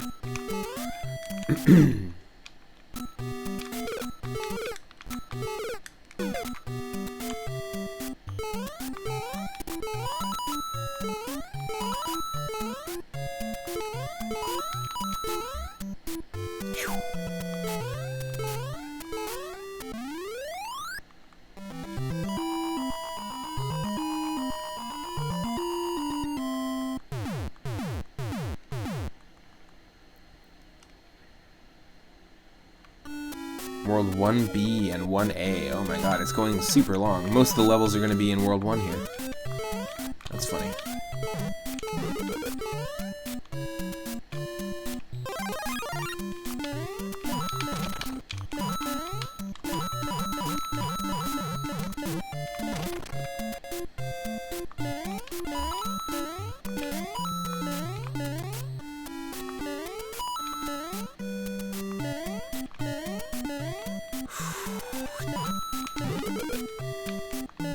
I'll take it.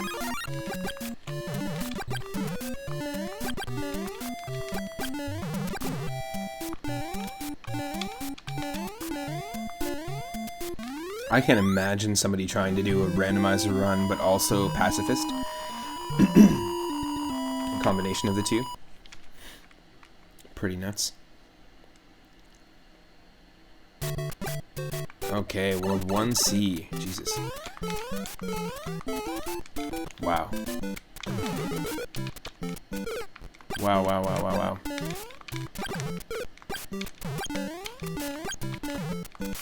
Holy shit.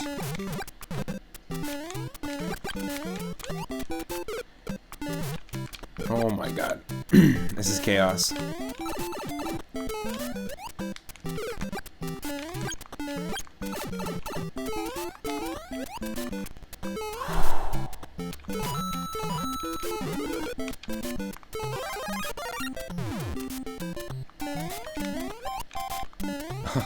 Just a gaggle of Koopas over here? Get out of here. Oh my god, this is not easy.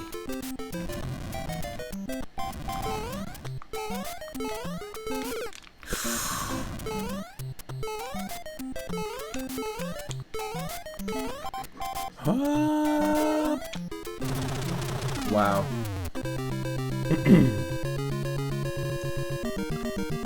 A U is winner, but your egg roll is in another castle. Always misplacing the egg roll. World 2-1, finally. Got ourselves a level from World 8. Well, that's great.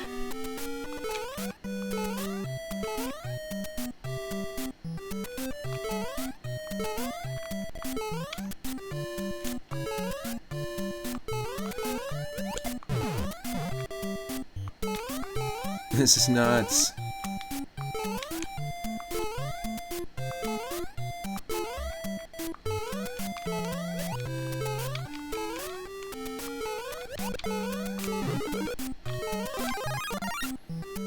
brings you back to the early days of the stream. What, this Super Mario Bros. 1 does?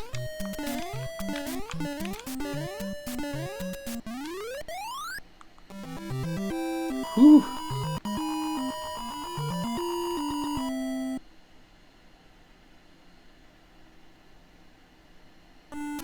Oh, the general chaos, yeah.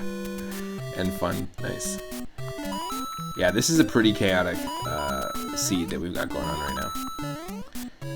And I think just the fact that we did Pacifist Challenge earlier and... Whoa! And played the original one first, just to get some context, always makes it a little crazier when you dive into Randomizer land. Welcome to the world of randomization.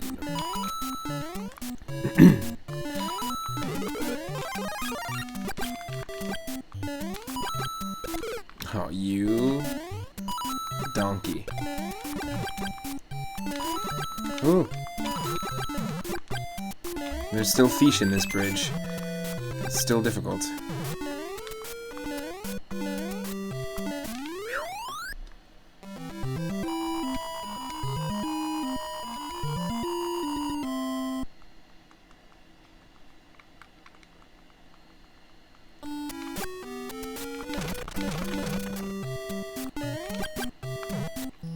Wow.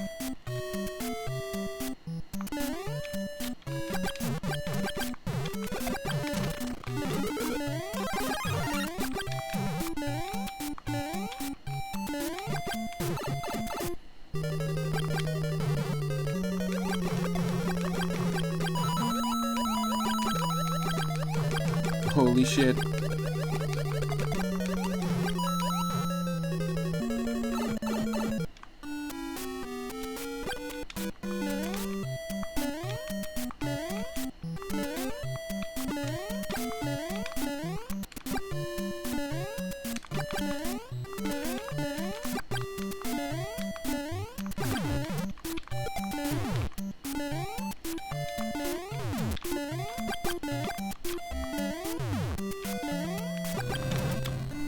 Oh my god. Gotta be ready to duck under those fireballs. Yeah, I guess they're not really fireballs, they're like fire blasts. Pretty insane. Excuse me. Don't pass the water. Thanks. Excuse me.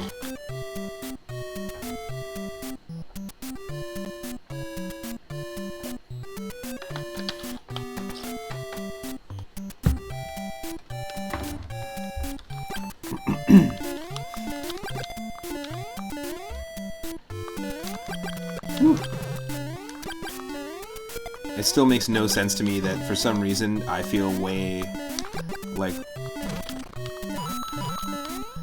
less anxious playing this, the randomizer version, when literally I have no idea what's coming, than the Pacifist version.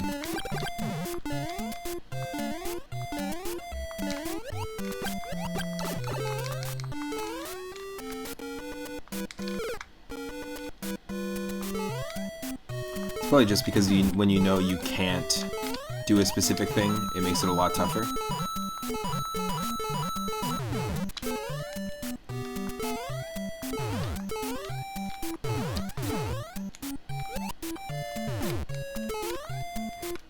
Wow. Wow, holy shit. It's insane.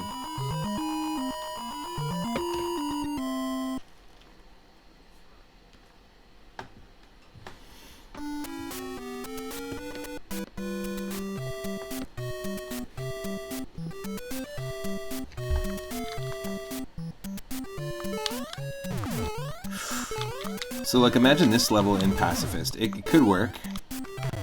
Like, you can technically get through this without hitting any enemies.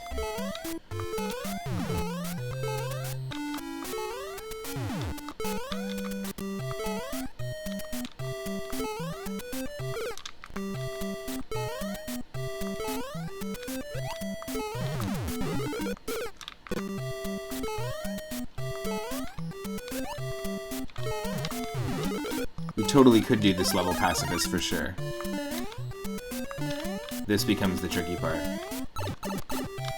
Oh, no, I guess you can't technically kill the Spiny, so that would be fine. I mean, that could have been considered Pacifist. Wow. Look at that little teaser. It looks like Mario's sprite just turns black. And doesn't actually disappear or go into the door whenever you beat a level in this. Excuse me. Alright, so World 1 had 11 levels, World 2 had 6. So we're gonna see a few short worlds coming up.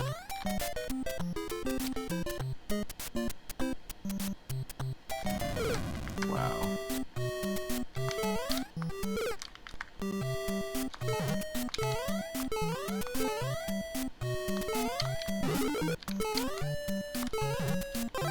Yes.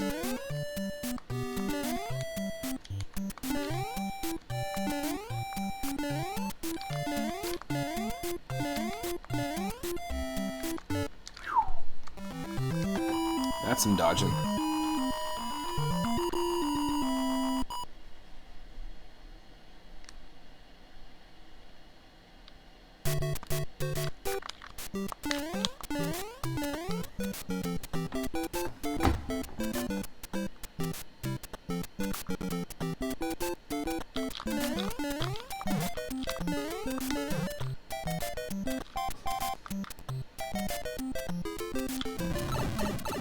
So dumb. No patience. Should've waited. Should've waited. That's fine. We made it. We made it either way. Made it either way. Still no egg roll. Keep searching.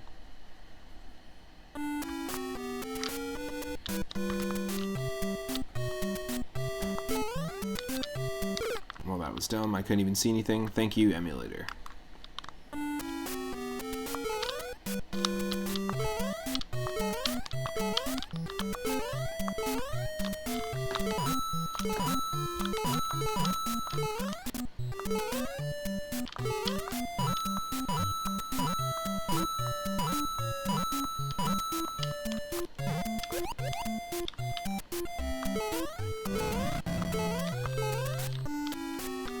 Fuck off.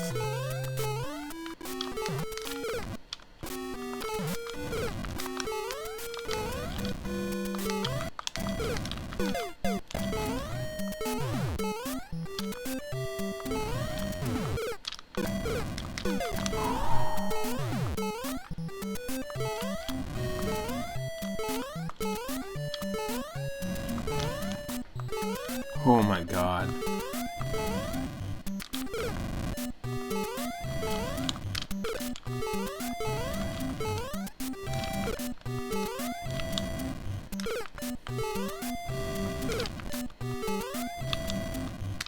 Damn it. There we go. Whew.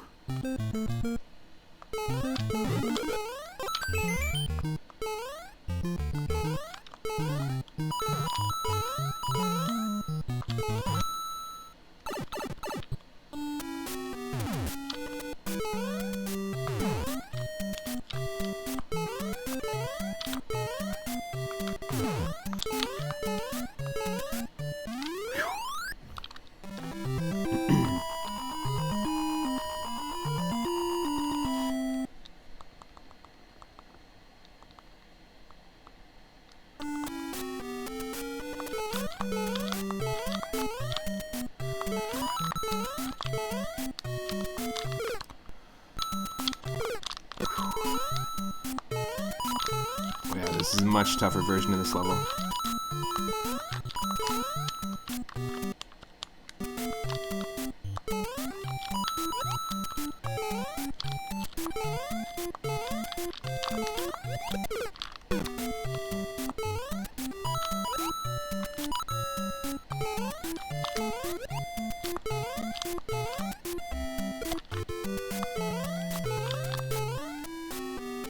Sure.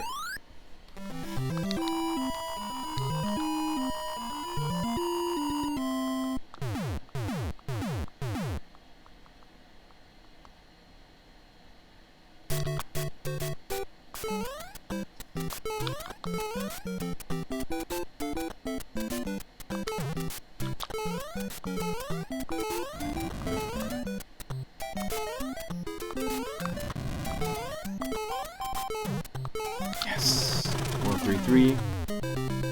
3-3.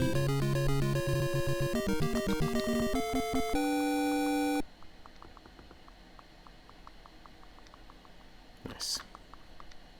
4-1. World 4 is just one level. Alright. We're gonna get a few of these, probably.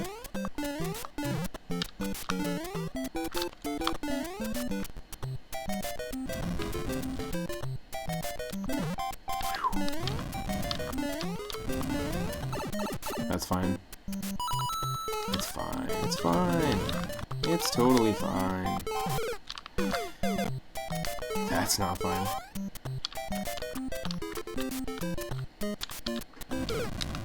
Fuck off, emulator.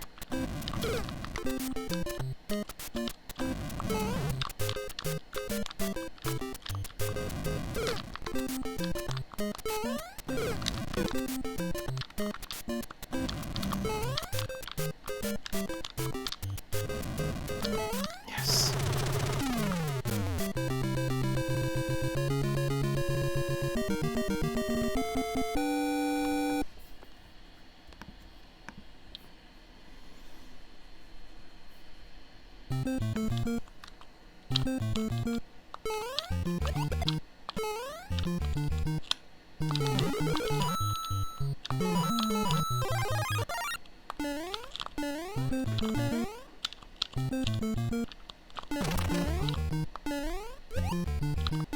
Thankfully, we can actually hit enemies.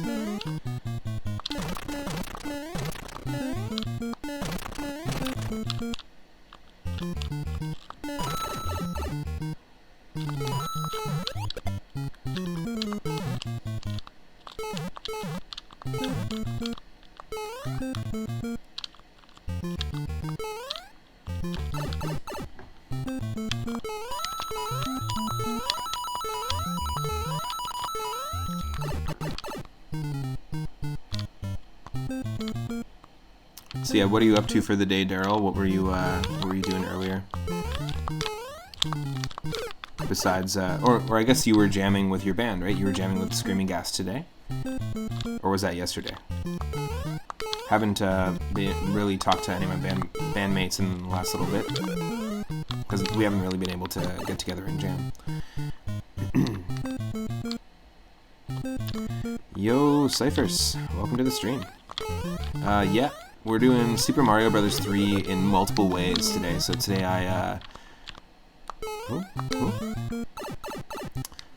earlier I did Super Mario Bros. 1 Vanilla. We actually played just the original game on NES, but we tried to do a Pacifist challenge, and the furthest I could get was about World 3-4. 3-3. And the idea is that you can't hit any enemies whatsoever. You can't even like hit a Koopa into a shell. And it was really tough. It's something I'm going to be practicing and trying to continue doing. I watched a few other streamers attempt a warp version of that. Same challenge using warps, but I want to do a warpless version. I'm not trying to time it. I'm not trying to get a speed run or anything, but now we're playing the Randomizer, and then right afterwards we're going to play some Super Mario Bros. DX on the Game Boy Color, and then we're going to play the All-Stars version.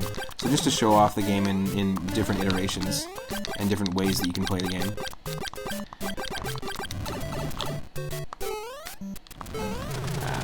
Just trying to kill him with fire. Let's try it one more time. The health of each Bowser is randomized too when you hit them with fire. Spam, spam, spam, spam, spam. Spam it.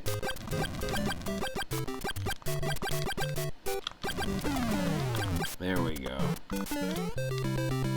The tiny viewport for Super Mario Bros. DX always got you. Yeah, it's going to be interesting to shift from this to that. It was a little bit of a difficult... It makes the game a lot harder because there's a little bit of a difficult transition. This game has so much screen real estate. You know, the sprite is pretty big, but you do see a lot of the level ahead of you, and it's something that was carried over to every single Mario game, like 2D Mario game. But the Game Boy Color does not have that kind of real estate. And when you look at games like Wario Land 3, which we recently played and beat on the channel, those games are intentionally built for that small screen real estate, and they do a great job at like not requiring you to do a bunch of like blind jumps, like leaps of faith, not knowing where you're gonna land, that sort of thing. They do a really good job at like making the game or the level explorable and giving you just enough ahead at all times. The other thing, like just enough of the right things that you see ahead of you at all times, basically. And the other thing is that the Wario sprite in Wario Land 2 and 3 is like twice as big as Mario's sprite here. So they do it even with bigger character sprites, which is interesting. But that was done with the intention of developing for the system, whereas Super Mario Bros. DX was more just to show off, hey, look, we can do things in color now. We can bring your favorite original Super Mario Bros. Game onto the Game Boy Color. In my mind, it's almost like the prototype to Super Mario Advance. DX technically is the first one remade, and then that's why Super Mario Advance on Game Boy Advance, which we've been playing on stream recently, and was my very first Game Boy Advance game ever. That's why they remade the second one instead of the first one. Otherwise, why wouldn't they have remade this game?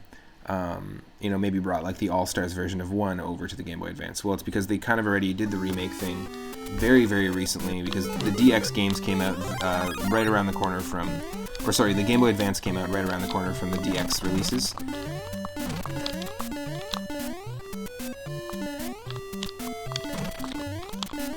And then later they, of course, do World 2, and 3 just to finish off the Advance series. But yeah, why wouldn't they have remade the first one for Game Boy Advance? Well, it's because they just did it with the GBC one. And I've mentioned it before, Tetris DX is my favorite Tetris game. Spent so much time with it, love the music in it. That was also just essentially like an enhanced colored port of the Game Boy Tetris.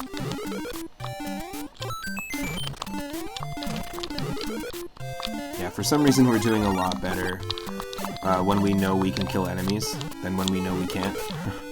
That's funny. There's our second 1-up. If we get another 1-up, we'll have a 3-up moment. Poor trapped Koopas. Well, bye-bye.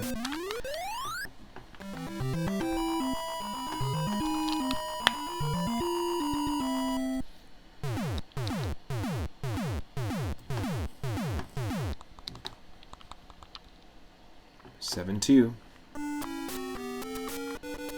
And everyone, this is our World 1-1, so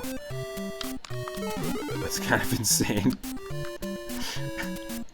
The fire bar instead of the Goomba, oh my god. And we're getting it at 7-2. Yeah, this is nuts. It wasn't worth it. I know it wasn't worth it. I knew it was going to be a coin. The item blocks can be literally anything, so I just went for it. Shouldn't have, but I did. Yeah, it was very different.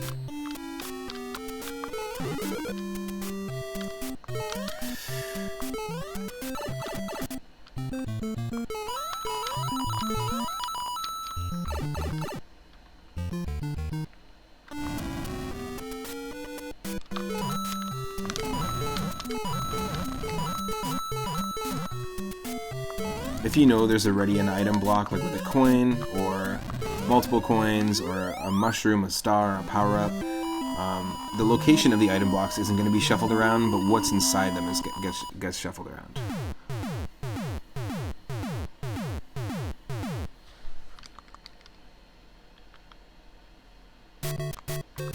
Seven, 3.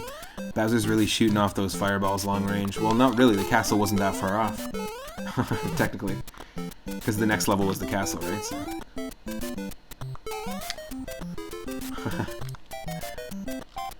Yeah, that's what those should be called, is the long-range fireballs.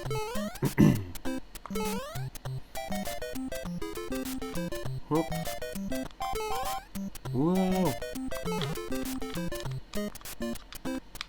I've been really getting nostalgic for the Game Boy Advance lately and been wanting to play Mario and Luigi Superstar Saga, but I think I want to actually play the RPGs in the Mario RPG series in order. So I think you'll probably end up seeing me play Mario RPG on the Super Nintendo first before we dive into the Game Boy Advance one.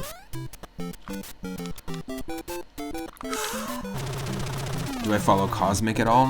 No, I don't know who Cosmic is. He recently posted his playthrough of a Super Mario Bros. 1 ROM hack with all invisible floors. Ooh, that tests your memory. That's insane. So just like a Pacifist challenge tests your memory of the level, that one would be insane. There is a ROM hack of Donkey Kong Arcade, like the arcade port, and people actually have implemented it into an actual arcade machine, like loaded the ROM onto it. But there's one called Donkey Kong Lights Out, and you see this, it gives you a random like screen, or random stage each time. And you see the floor and the stage that you're in for like a split second.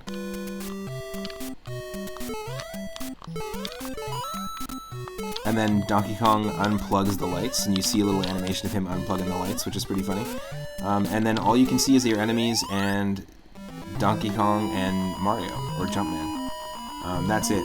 And so you just see like a flicker at the beginning of each stage of what it is. Also, we've got 42 coins. Again, that number follows us everywhere. A little universal nod to Douglas Adams.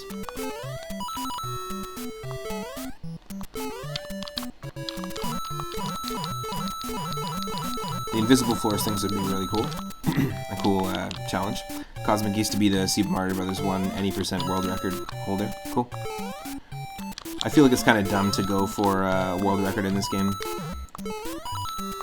We've already reached the pinnacle of the fastest somebody can do it, and honestly, who cares? I'm just so not a fan of speedruns. I just don't care really about whether, whether you, especially in a game like this, like whether you can beat it the fastest. But in different games, like when it comes to, actually DuckTales would be a great example, because Cyphers, I think, also is going for speedruns in that. To have the world record in a game like DuckTales, there's so much more complexity going on there. To have the world record in a game like Mega Man, I feel like is a lot more impressive. But everyone's trying to get sub 5. They're all trying to like beat. I was watching a little mini documentary recently about how we pretty much almost reached that threshold where like the game can't be beat any faster. Like we have hit the limit, you know.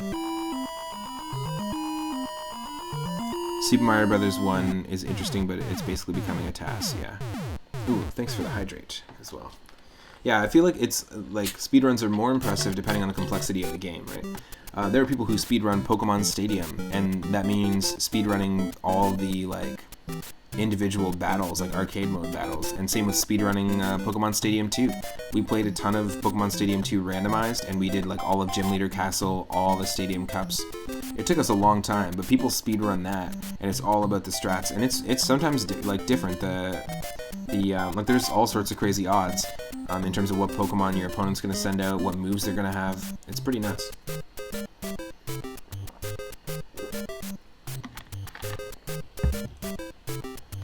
You think speedrunning Super Mario Bros. 1 randomizers would be more skill-oriented? That would be crazy. I don't know if there's anyone that speedruns like the rando of Super Mario Bros. 3, for example, or this one, but that would be fun. Like, those are always fun things to watch races of, and that's exactly what I was talking about earlier when I said, if you don't follow Speed Gaming, go check out Speed Gaming, because they host a ton of really cool randomizer races. You can watch people race, like two people race in the same seat of Super Mario World, or Super Mario Bros. 3, or Super Mario Bros. 1. Now, I know racing and speedrunning are completely different, right? There's one guy you follow that plays Zelda 1 rando speedruns. Ooh, cool. Yeah, there's definitely lots of people that... I'm sure there's definitely categories for every single randomizer. But it's also kind of luck of the draw when it comes to your seed as well. Like, if we were talking about Zelda randomizers, you know, your seed is going to really determine what's possible in terms of how quickly you can do it. So there's that element as well.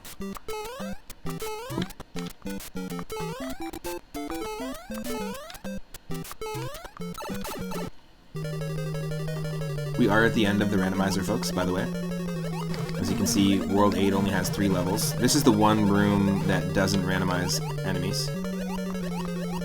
Yeah, races make more sense in a rando landscape. However, it would still be really cool to find out who does have the world record. You know, in Super Mario Bros. 1 Randomizer, for example, if there is one. Because I've definitely beat this very, very quickly. However, again, I would never be interested in doing a run or like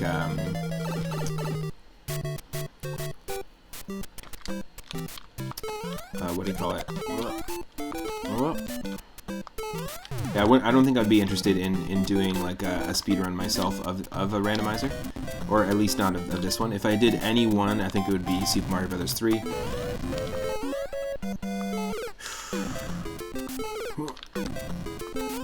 Yes.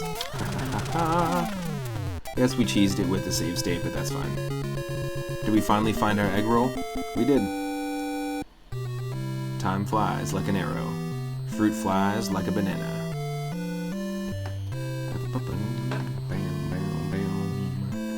Very cool. So yeah, if you as winner, if you want to try this out yourself, definitely check out the big list of game randomizers. If you're just joining, this is the second way that we're going to play Super Mario Bros. 1 today.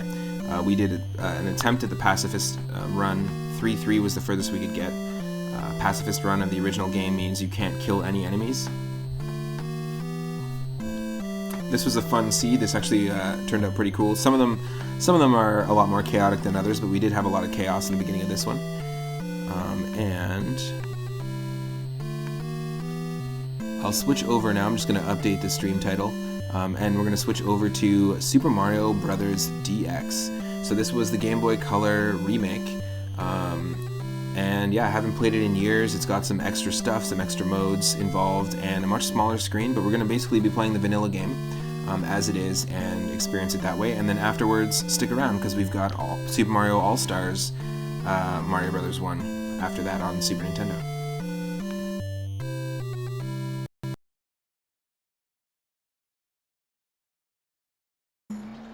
In the meantime, enjoy some music from Pokemon Snap on the N64.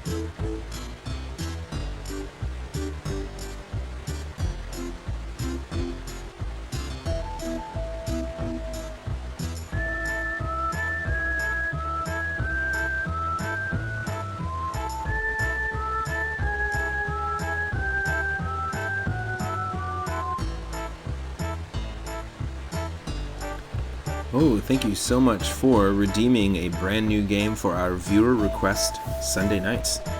Lord Loki Asgard, thank you so much. Thanks for the hydrate, welcome to the stream. Thanks for the posture check. I hydrate right now. We're going to be adding skitching on the Sega Genesis. I have played that years ago. A buddy of mine owned that, and it's actually a pretty fun game. I haven't played it in a very long time, so that'll be a real nostalgia trip. Thank you so much for adding that to the list.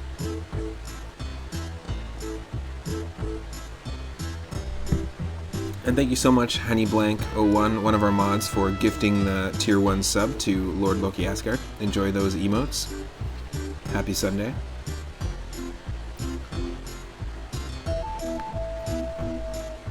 Now we have an ongoing list of games that every single Sunday at 6:30 p.m. Pacific, I will tackle those games, and the list is decided by you. So if you have 4,200 Moonstones, you can add a game to the list at any time. I will also let you know, I usually do 2 or 3 games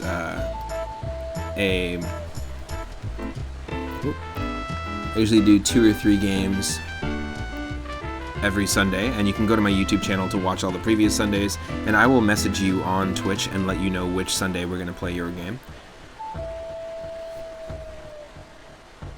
So we've got Skitchin' on the Sega Genesis, and just to give people an update on what we have in the list right now, in the queue.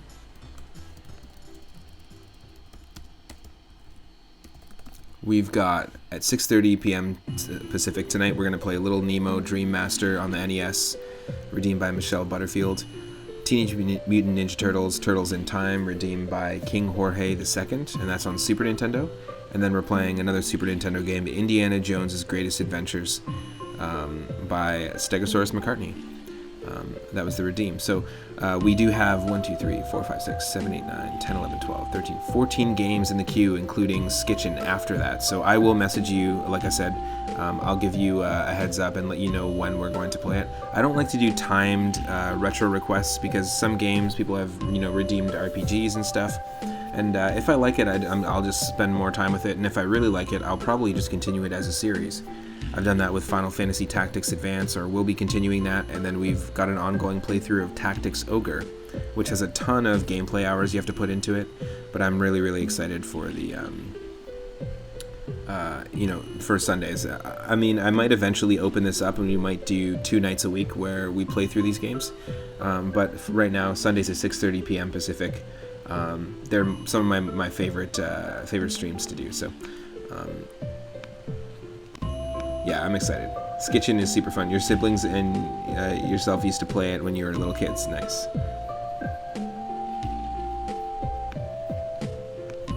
Yeah, there's actually a Vancouver stage, which is cool. And being, living on Vancouver Island, that's kind of a funny thing as well. All right.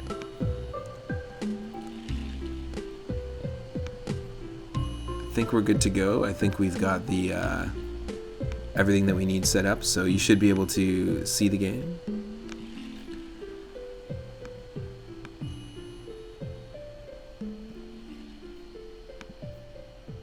You should be able to hear the game.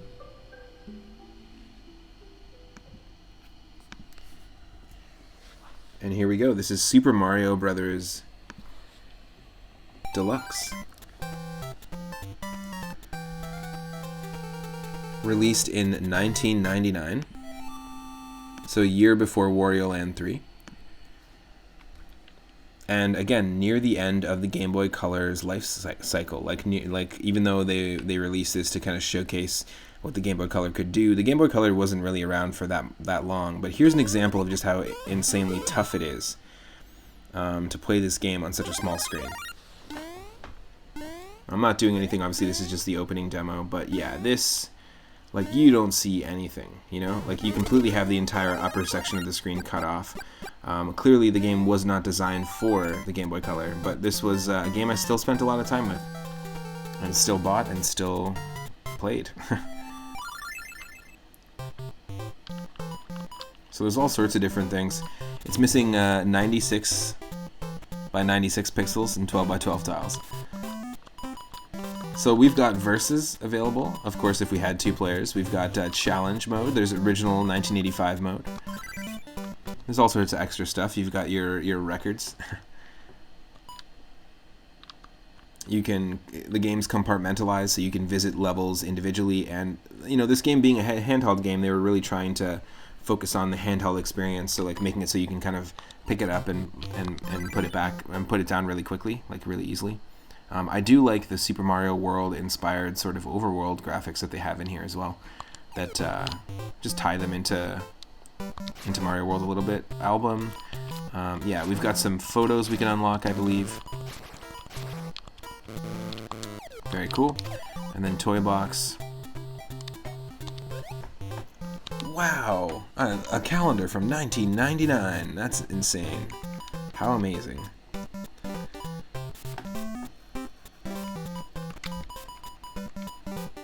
So that was my birthday. There we go. It was on a Friday. November 3rd, 1989. That's so funny.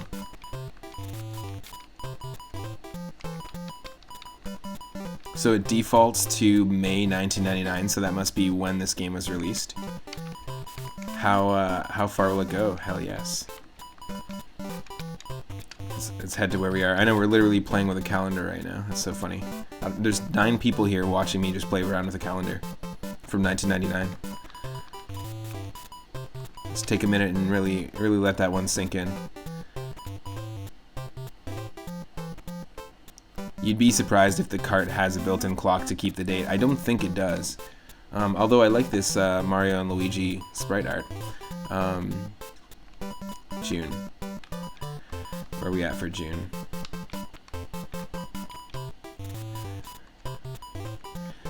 There we go.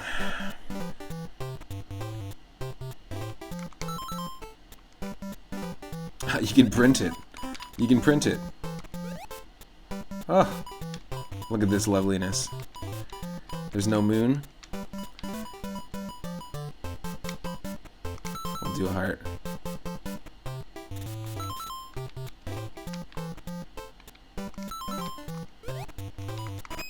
Oh, I get it. Okay.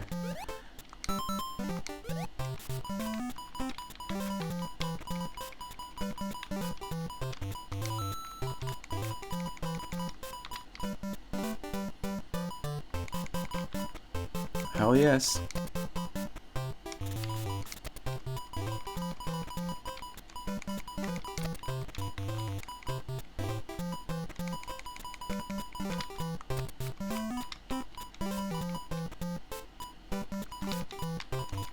This looks like it is the font from Link's Awakening. Looks exactly the same.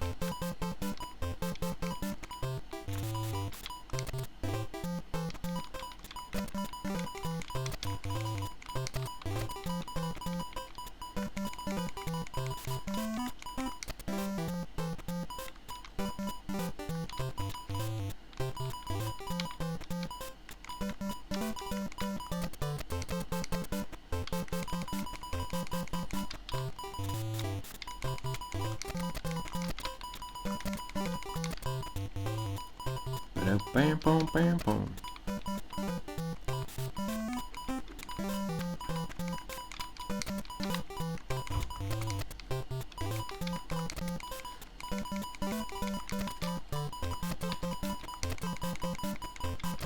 I'm curious as to who made the soundtrack for this. Bam. Cool, now we can kind of see. We can print it if we had a printer. There you go. It's kind of a funny little feature.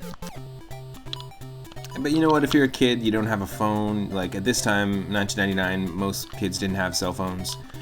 So you don't have the ability to like keep track of a calendar and stuff like that. Like you can write on your family calendar, but it was like this, maybe it was like a source of independence or something like that.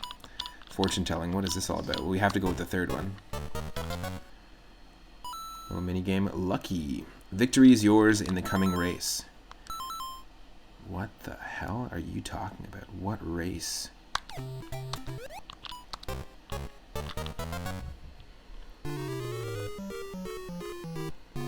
Monty Python's Flying Koopas. They're like little fortune cookie sayings. That's funny. And you can print them. That's kind of cool. He who thinks of you is beside you. Ah. Uh-oh. Ooh, I like that graphic, though. I like the look of the Koopa in the Koopa shell. Only a challenge clears the mind. But I think they meant to spell doobie, not challenge. Kicked shells may bounce back. Oh, no shit.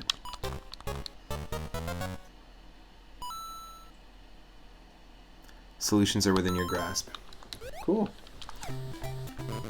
Alright, well, you know, kind of feels like the precursor to some of the mini games and like the random bonus content in the Super Mario 64 DS remake that they did. But let's just go for it. Of course, we're going to try the third save state as always. And yeah, we have ourselves an actual world map, which gives us like an idea of the lay of the land if this game was ever included anything like that. Okay, so big differences right now. It controls floatier. It definitely controls a lot floatier. We can press up or down to get that extra little height, which is real dumb. We've got extra skidding sound effects, and we can move backwards, which is a huge change to this game. But again, as you can see, look at how nonsensical the camera is. It wasn't just Super Mario 64 when they had no idea how to do a camera. I mean, again, not unplayable, but a lot easier. Oh, we can't go back that much. Okay, cool. So you can go back, but only to a certain point. Okay, I gotcha. That's fair.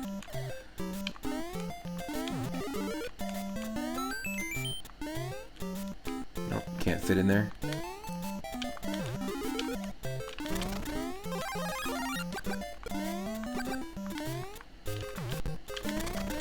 So yeah, if you don't...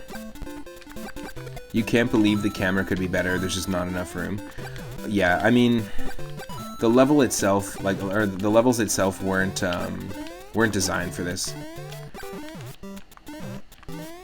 For this size of a screen. I mean, a great example, like I mentioned before, Wario Land 3 and Wario Land 2, they were intentionally designed for the same size screen, and they have bigger character sprites. But because of the way the levels are designed, it actually, you never ever have to make like blind jumps.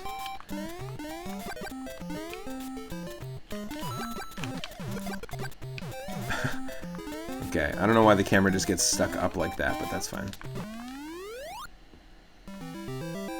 Wow, when you have to pan down from the top of the flag to the bottom of the flag, you're really hurting for... Or when the castle takes up the entire screen, you're really hurting for real estate.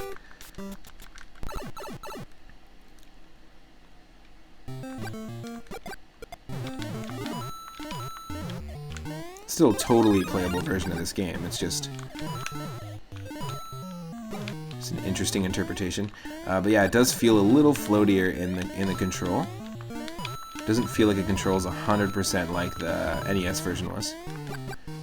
The small castle looks like the big castle. Oh god, yeah, that's right. The big castle is going to take up the whole screen.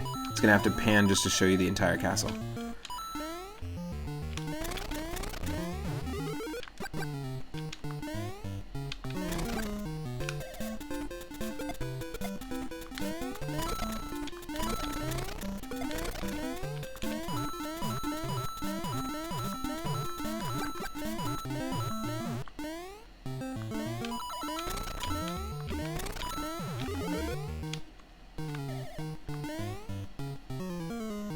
Yes!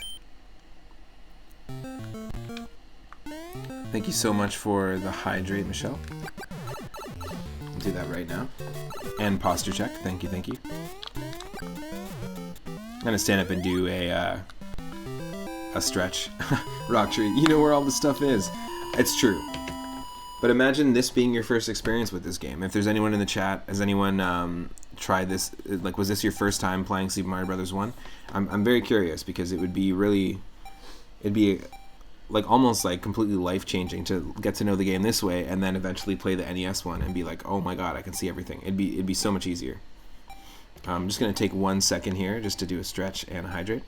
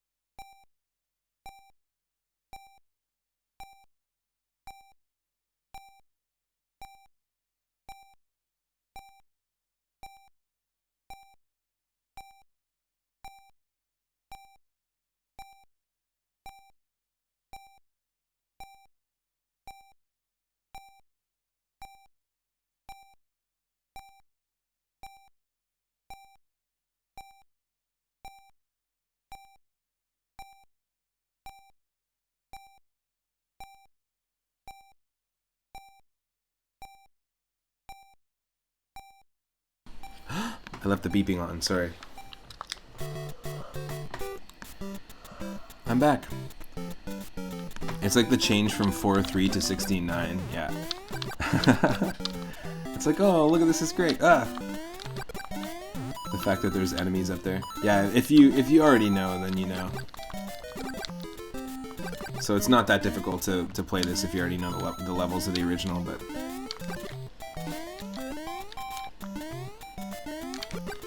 I just like, that's exactly why I wanted to play these games kind of back to back, or these, to play like the Randomizer, to do a Pacifist challenge of the original, to play this, and then eventually to play the Super Nintendo version, because I just wanted to show off just how weirdly Nintendo has interpreted their own game over the years. And of course, if you have Super Mario Maker 2, you know that basically the Mario 3 and Mario 1 levels control exactly the same. And they're not quite the way that the physics work in the NES games, that's for sure.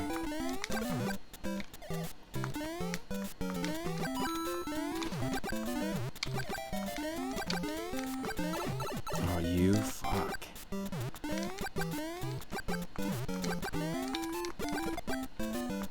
Still not an easy level, even if you know where everything is. And you can kill the enemies. Come on.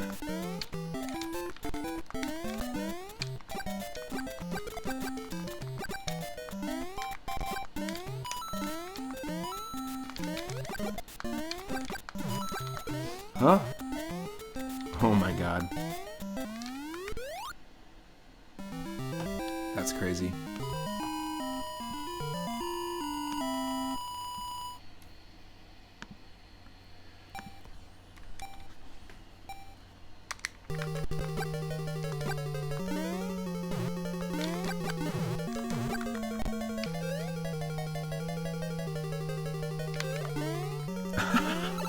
Yeah, no way. That's tough.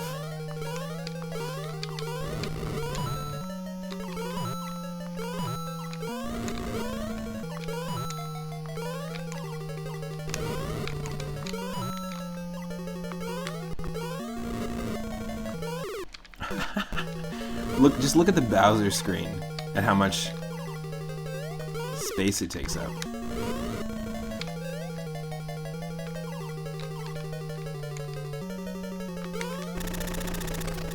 Wow.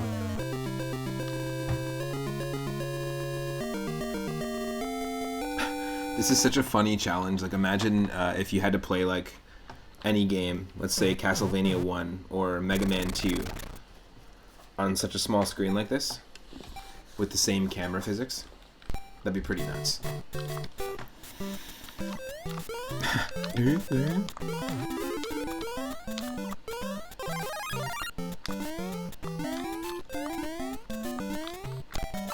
Oh.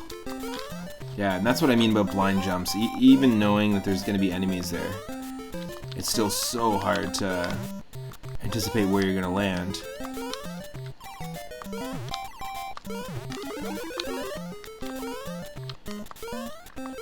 Whew.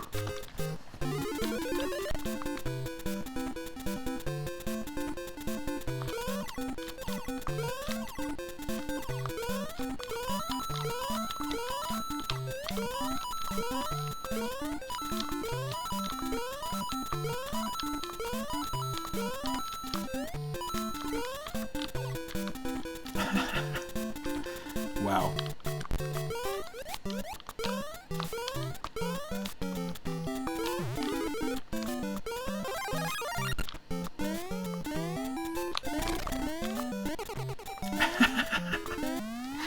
The idea the camera has to pan with us in the crazy spring jump. It can't even handle like showing you the entire spring jump in one screen. That's funny. It's also a little bit different, you know, hearing the the music on the Game Boy Color sound chip.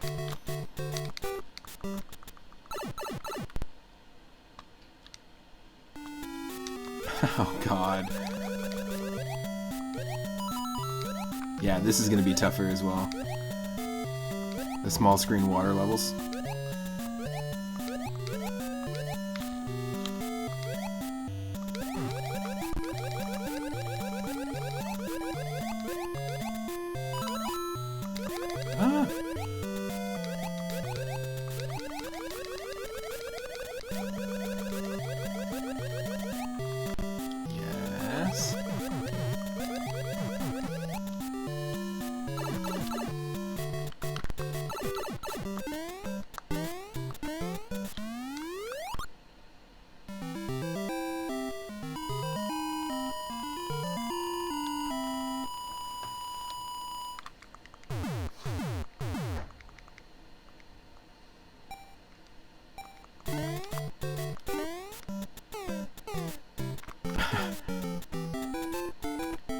we're actually relying on the sound effects to know where the fish are. So they had to add sound effects. That's crazy. To let you know that a fish has jumped out of the water.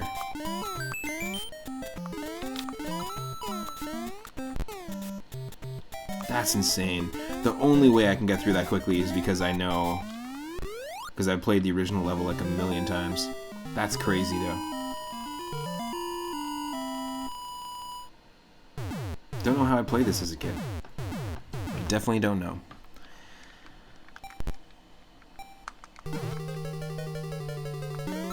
Ooh.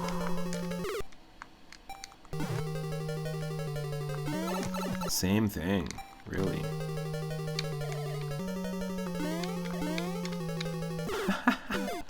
Alright, we're destined to lose a life there. Let's just accept it.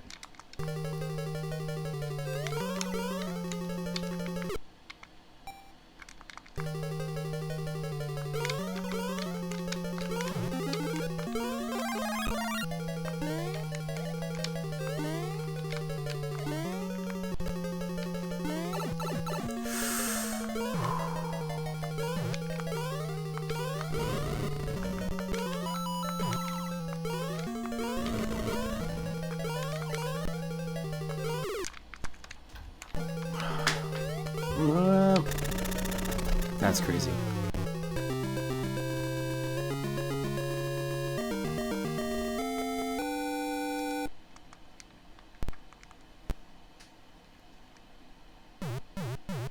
Nice.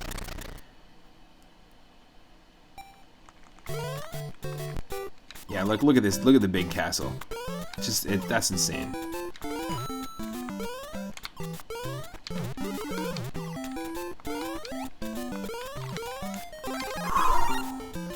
That was extremely, extremely lucky.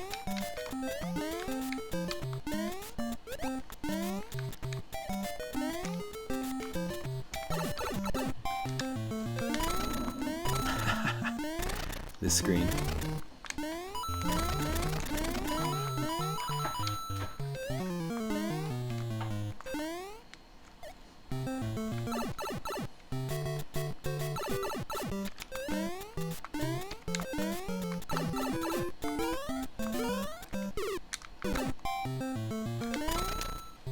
Man, that's just stupid. Come on. That's just dumb.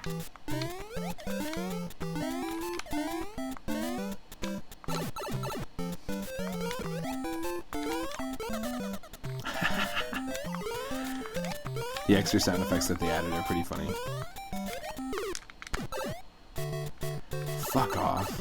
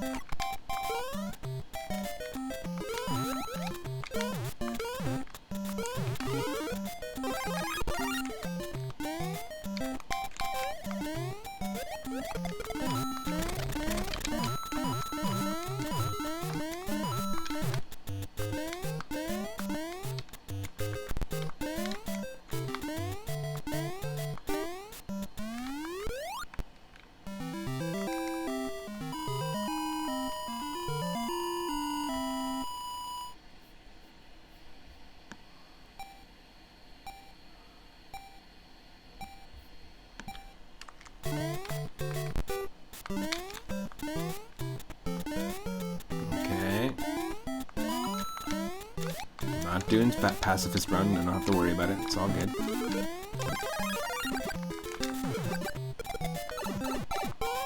Oh, fuck off.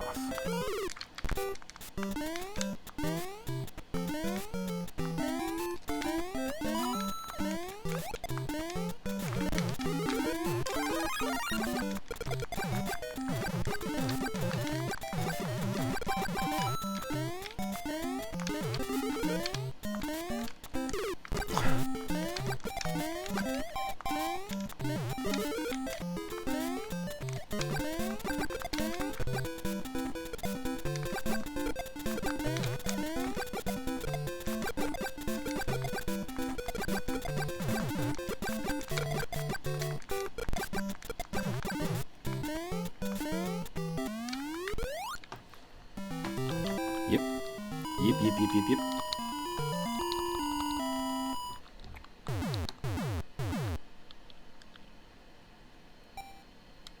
Now, Super Mario Bros. 1 was also released. I'm not sure if it was just here or if it was just in Japan, but it was also released as part of the NES Classic series on the Game Boy Advance. They actually just ported a bunch of NES games on the Game Boy Advance. With no widescreen, anything. They didn't add anything to them. They're just the original games, and you could play like Castlevania, Metroid. There's a whole bunch of them that were available. I just don't remember if it was something that was only available here. Like I grew up in Canada, but when I say here, I mean in the West, like Canada or the States, or in Europe. It could have been Europe only. I just can't remember. I never owned them, I just heard of them. Oh my god, that's crazy. How do you, like, unless you know there's a platform under there, you're basically screwed.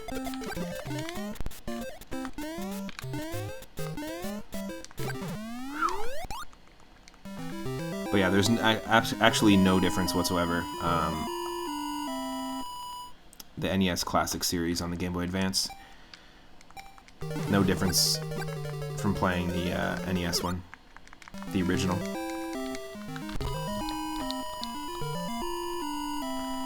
Sorry about the save state mishaps. It is 4:20 on Pacific Standard Time at the moment, so it'll be a couple of hours until we'll dive into our viewer request night. And if you need to take a break, this is a perfect time for it.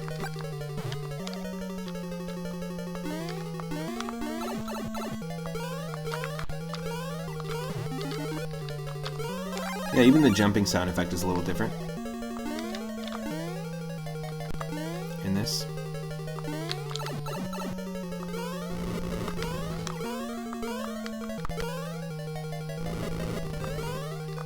Yes!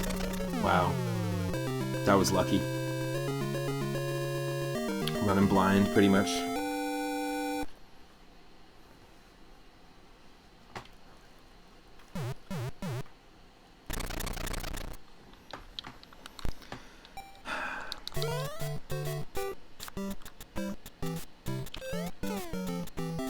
Nope. Okay, it's giving us sound effects to let us know when Lakitu is throwing Spinies. That's fair. At least it's telling us. At least there's an indication.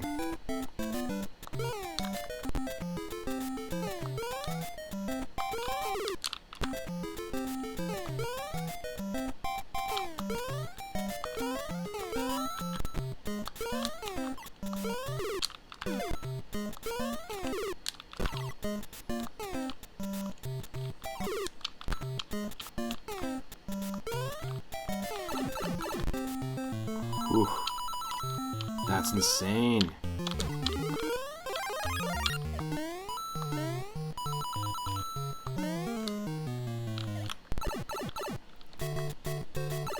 I hate Lakitus in levels, whether it's randomizers or in the original game. In Super Mario World Randomizer, it can throw anything at us. In the last multi-randomizer stream we did, we had a seed where in Super Mario World, all the Lakitus that we encountered was throwing bouncing or flying yellow Koopas. And they throw them pretty fast as well. We're also on World 4-2 again, so 42 follows us yet again. Yet again.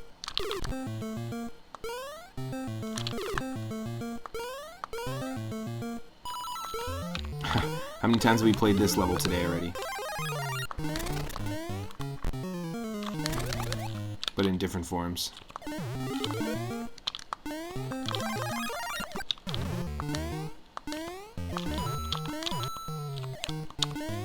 I'm gonna try a warp here. Just want to see if they did anything cool for the warps and change them up at all.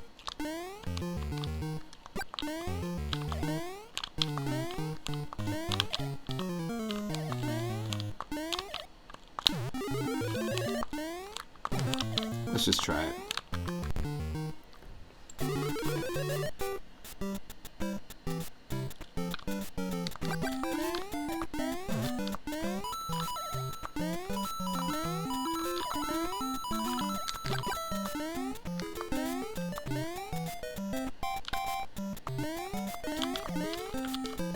Let's do it. Nope, it just takes you straight there. Okay, cool.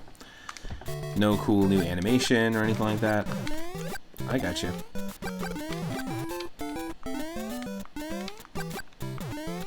I actually have memories playing this game, waiting in line to see the movie The Matrix for the first time. Because it did come out in 1999.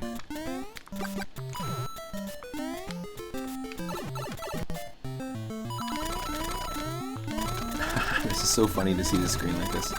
Just so condensed.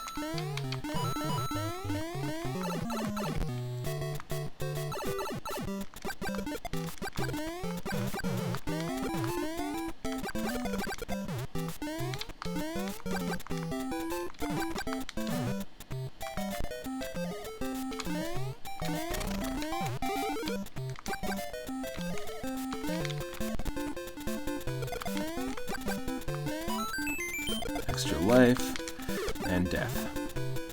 Extra life and extra death.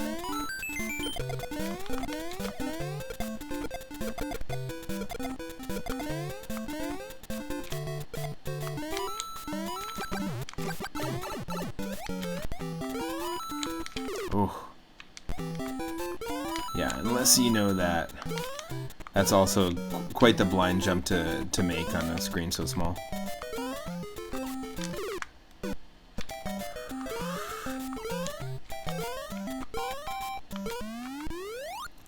There's our 8-1.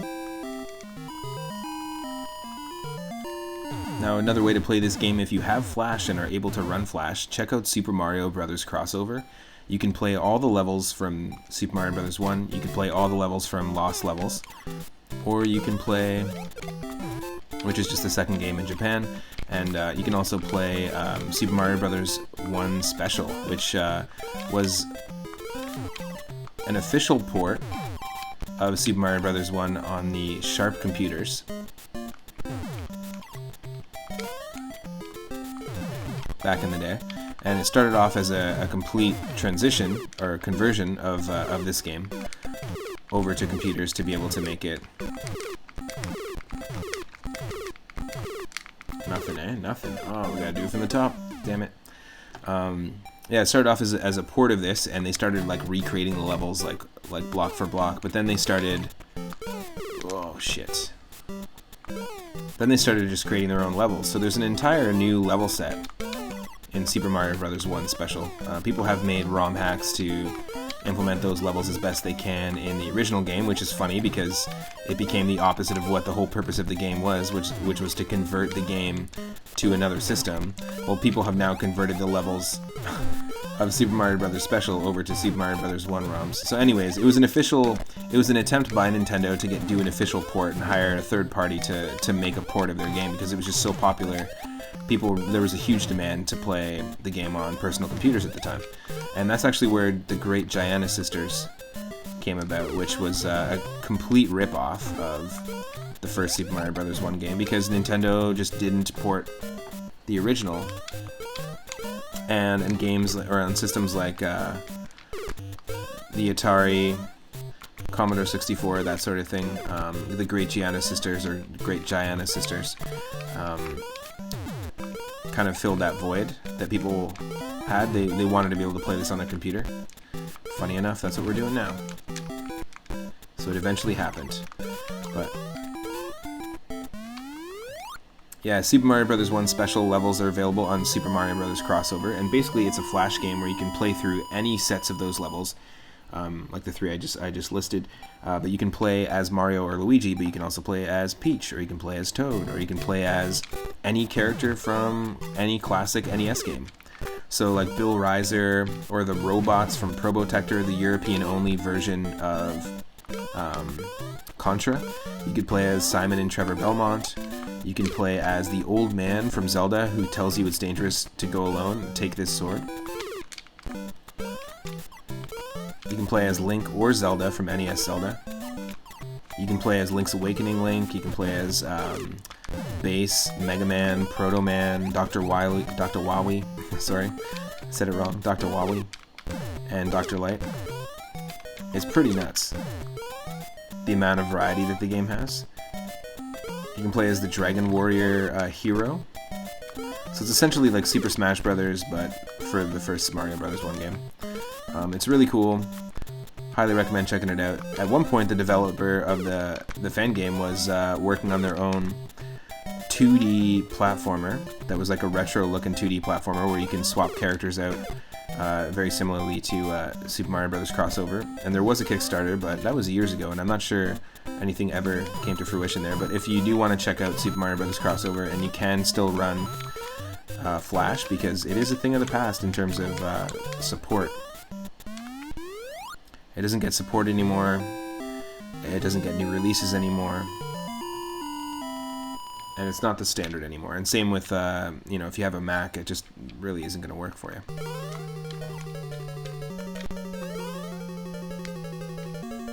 We are here, everyone. We're in the last level. The very last level of Super Mario Brothers Deluxe. And then we're going to play some Super Mario Brothers 1 on All-Stars. Will be the last thing to close off the stream here.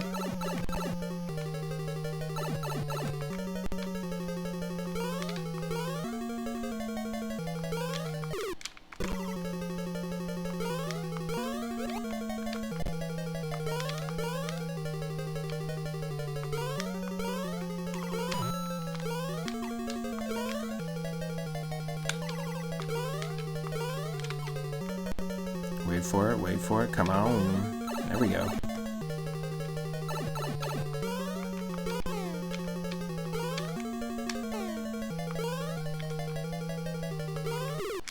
Fuck you. Just because I have no patience, you're gonna punish me, game? Come on.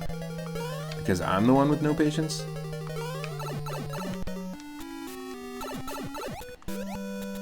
Oh my god.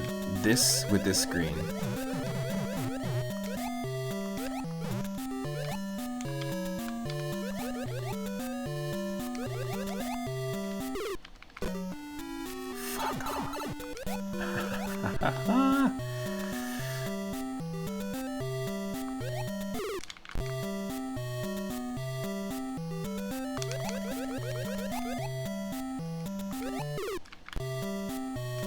Wow. Is it really that tough?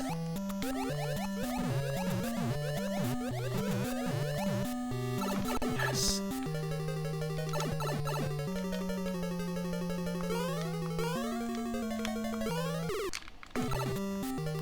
Interesting.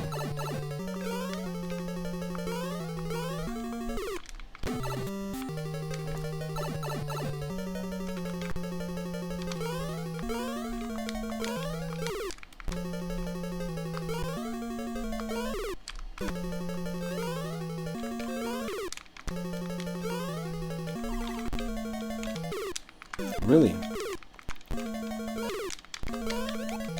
There we go. There we go.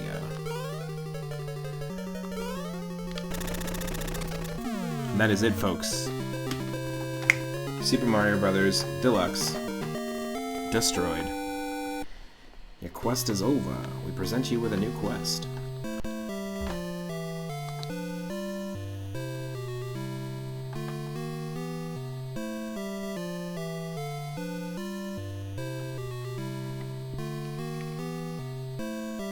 Not the first way I'd want to play this game.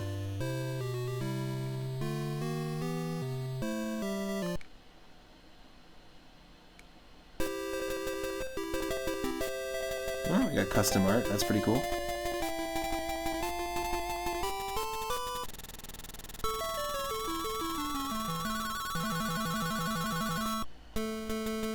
Nice.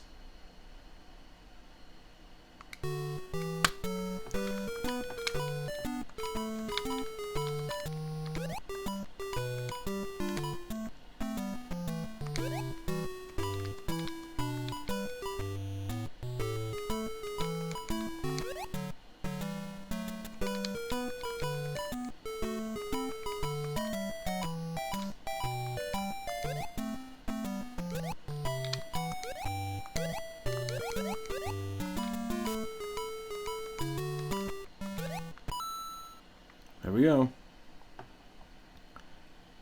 Toad, Trooper, Lakitu, Yoshi, Boo, Bowser, Mario, Peach. 3 up. Luigi, you son of a bitch. Just like in Mario Golf. He's a real son of a bitch to beat. What have we unlocked? You versus Boo. Ooh, interesting. Okay, we'll do that in a sec. Let's try challenge. That's what I wanted to attempt, because I didn't know what challenge mode was. I don't think I spent much time with this. Food, welcome to the stream. Food 420. Hope you're doing well. Thank you for the Sir Arthur emote. I am playing Super Mario Bros. 1 4 ways. So we did a Pacifist challenge of the original NES game, which the furthest we got was 3-3. We just played Super Mario Bros. Randomized, Super Mario Bros. 1, beat that. And then we just, using warps, beat Super Mario Bros. Deluxe on the Game Boy Color, which came out in 1999. It's a pretty janky version of this game. Let's see what these challenges are all about. So we've got a completely different score, completely different sort of like point system, it looks like. Oh, interesting. That is the challenges. Okay. So there are 5 hidden red coins in each level. Ooh. Might come back and try to do this in another stream and just try to focus on beating these challenges. That's really cool. I'm not going to do the whole, like all the challenges right now. But that's really interesting. Oh, damn. Okay, cool. I'm just going to write this down really quick. We'll definitely do like another part to this stream where we continue, like once I have a Switch capture card set up going, we can play some of my Super Mario Bros. 1 themed levels in Super Mario Maker 2. And let me just quickly... Boom.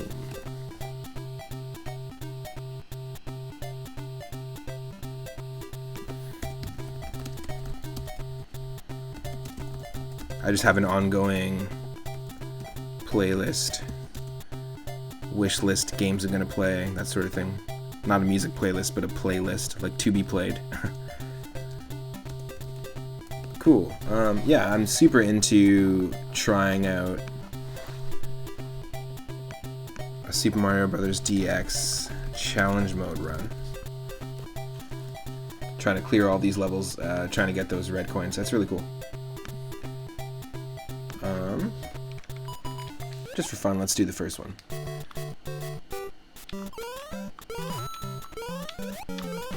And the Pacifist challenge we were doing earlier is interesting because basically I had to do the game without any...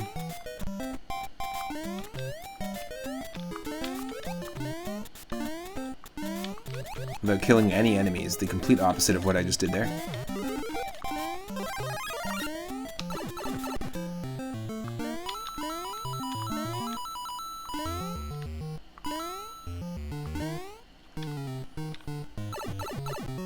You were just watching the E3 conference. They've run out of ideas. A Pacifist Mario run? I did do a Pacifist Mario run, yes. Earlier in the beginning of the stream, the furthest I was able to get food was World 3-3.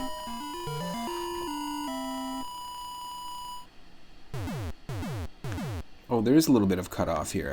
Let me fix that. Your results.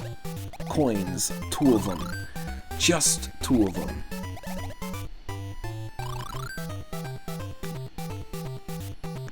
It was the first Pacifist run I've ever tried, by the way, on stream.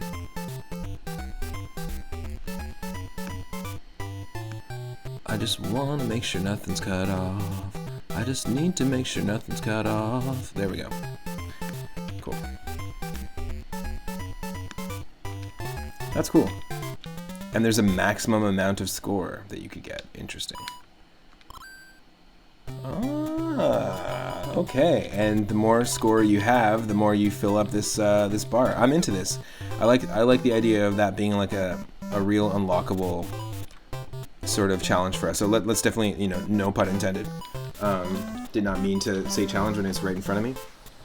I'm definitely interested in coming back, so you'll definitely see in the future I'll do a Super Mario Bros. Deluxe challenge mode run, where we'll just play this mode. Versus game, it's not gonna let me do. So let's try out this You versus Boo mode that seems very intriguing. It's a race. Hell yes. That's what they meant by the race.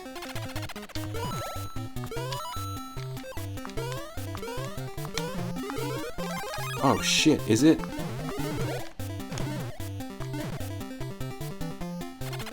Oh. Screw you, dude. Yo, get out of here. So these are just like all new levels. I'm into that. Yeah, these are all new levels. That's crazy.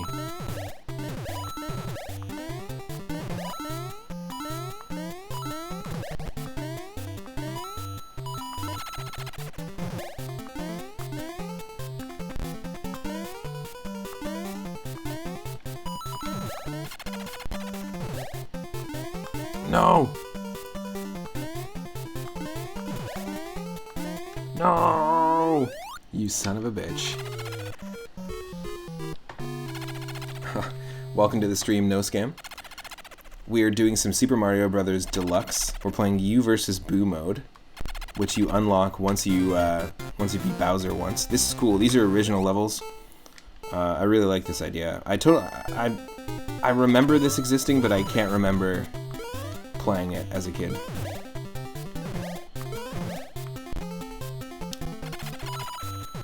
Huh.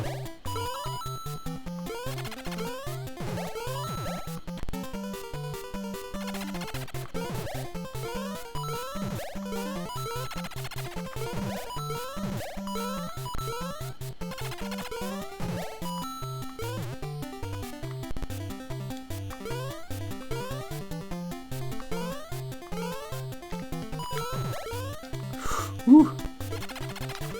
I appreciate the original music too. They've got new music that they've composed for this section.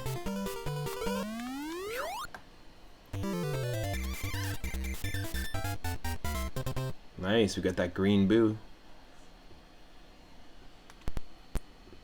Anyone looking for a cool emote?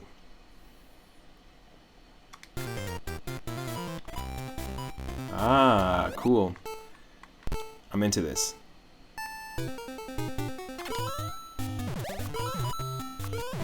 Yeah, so that's what I wanted to do. I wanted to showcase Nintendo's interpretations of their own classic Mario game.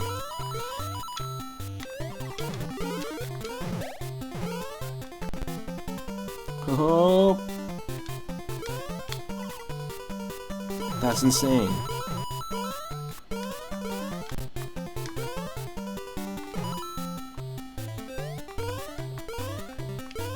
It's got like elements of the original levels, but not everything.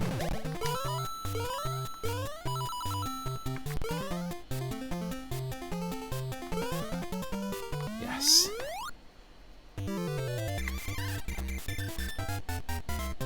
Bam. Ah, it's green because you beat it once. Ah, this game's cool. So I have to say, the best part about this game so far has not even been the original levels. It's been these like really cool challenge mode things.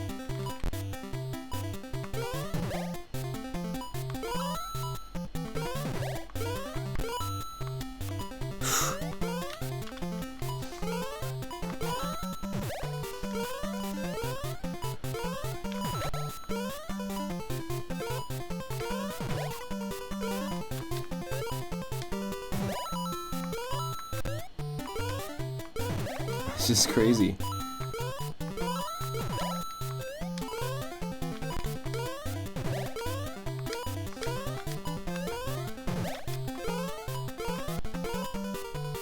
Hell yes.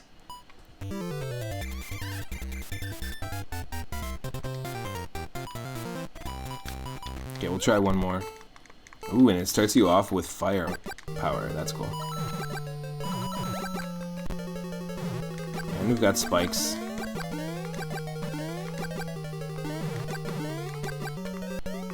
This is nuts. I really, really enjoy this as a an extra mode. Damn it. Okay, let's try one more. And then you'll definitely see me in the future playing some more Super Mario Bros. Deluxe in just these modes. I'll be doing some You versus Boo, and we'll be doing some challenge mode runs.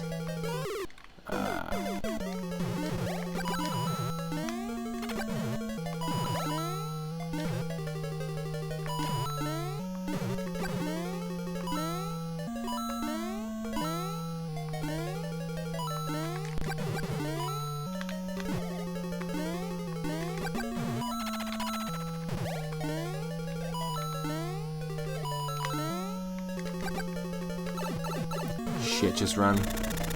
Was Boo gonna try to fight Bowser? That'd be really cool. Pink. Pink Boo. Very cool. I'm into this. So yeah, you know, they have some extra little bits and bobs in this game. Despite the camera, I think the idea of adding in these sort of extra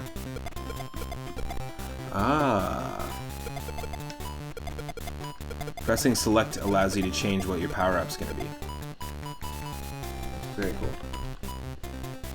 Yeah, I have to say, I like the extra artwork. When people host us, I actually have a graphic from this game that appears on the screen. But I like the extra artwork. I love the challenge mode idea of adding the red coins. You know, a concept that definitely didn't come into Mario on the Switch through Mario Maker. It definitely is something that existed well before. I mean, this game came out in 1999, like I said. And I have vivid memories of playing it on my Game Boy, waiting to get into the theater to watch The Matrix. So, there's a throwback.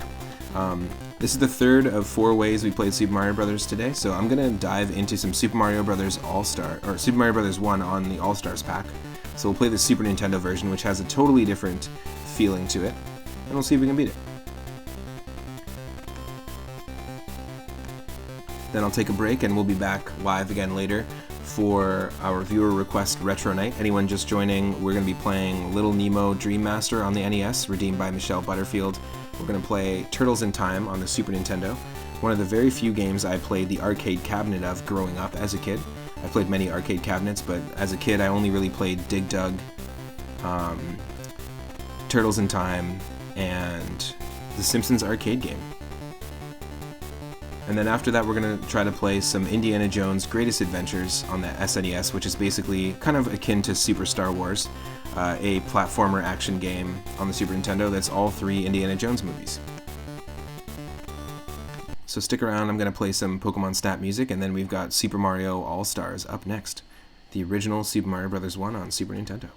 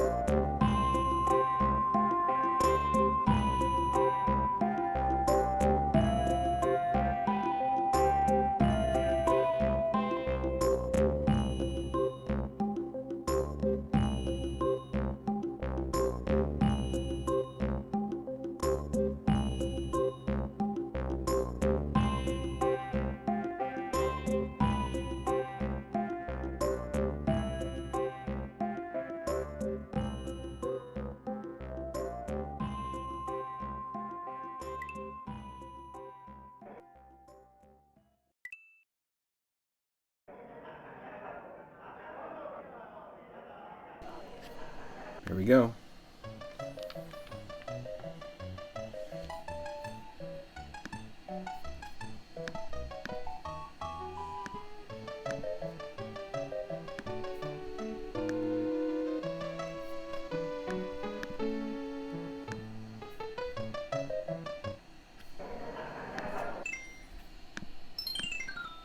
There we go. Okay. Super Mario Bros. 1. Of course, this game includes every single game, and we'll eventually play the All-Stars versions of these games on stream down the line. But here's our 4th way to experience this game. And not the only way. Of course, we're going to go with the 3rd save slot. And yeah, the physics in this version are very different. For anyone just joining, welcome to the stream. Hope you're having an awesome Sunday so far. Let's see how far we can get. Oh yeah. Oh yeah, it's completely different. I gotta get used to this. Especially when going from the original to this. And like I said, Mario DX had a little bit of a jankiness going on as well.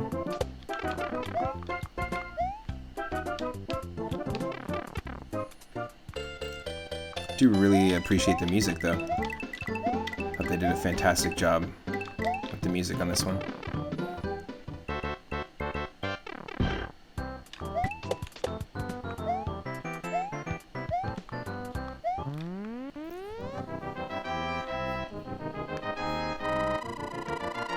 If you're watching on YouTube, be sure to click that subscribe button. Thanks so much for tuning in as well. I've just been wanting to do this stream for a while, specifically just to showcase the different ways that Nintendo interprets their own classic game. They went full Vanilla Dome on us with the music here.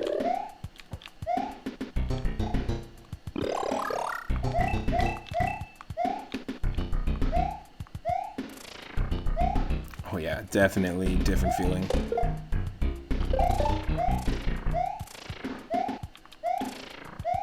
Even how Mario feels when you interact with blocks is very different as well.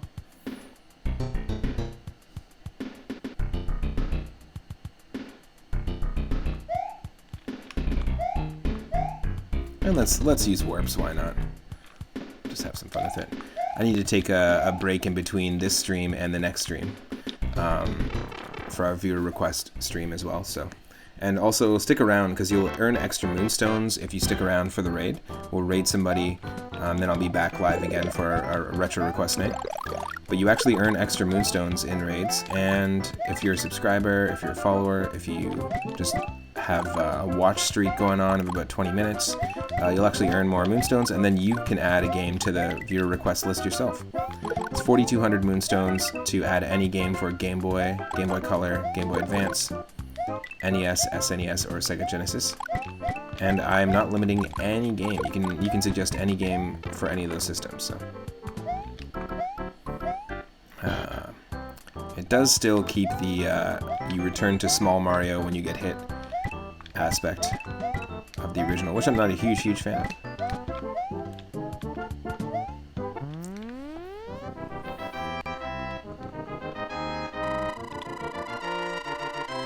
This is also the first time we're playing the All-Stars game on stream at all in any fashion. I know lots of people are gearing up right now. A bunch of followers that are also streamers themselves are gearing up to do warpless runs of every single one of these games and try to get a speed run. Or try to get a world record.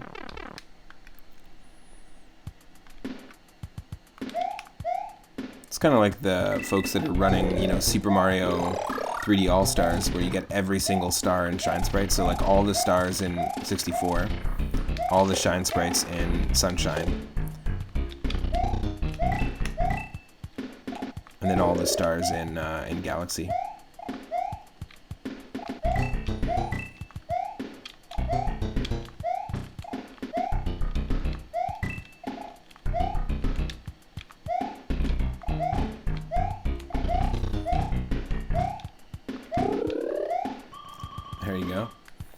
How very Super Mario Brothers 2 of them. I always loved the addition of the faded palette mushroom platforms in the background. So you've got your mushroom platforms here, but you also have the mushroom platforms in the backdrop, in the parallax backdrop. I always thought that was really cool. Just a simple way to add depth to your game, like visually, especially on the Super Nintendo. Big fan of Sega Genesis parallax backgrounds as well. Things like Dynamite Heady or Rise Star have really beautiful backgrounds. Of course, Sonic the Hedgehog 1.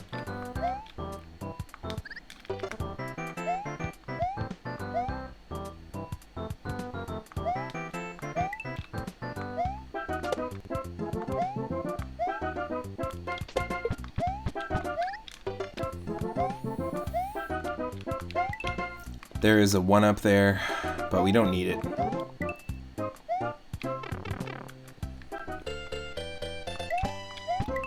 I love even here Mario's face is hiding in the background. Hello!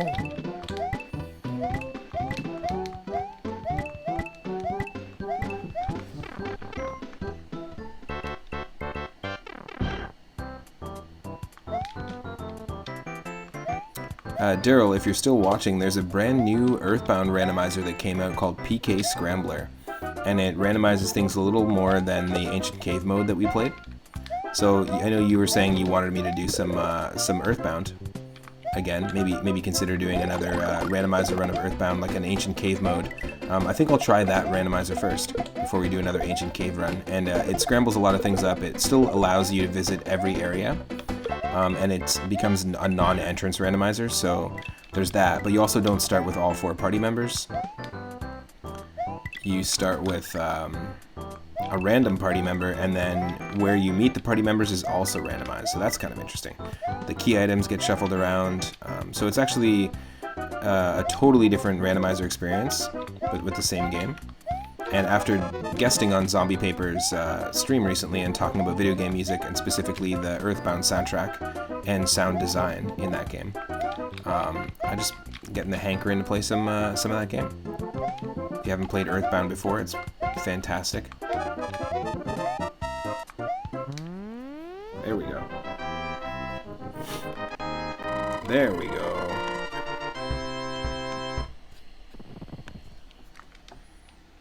Eight 2. This is always a toughie.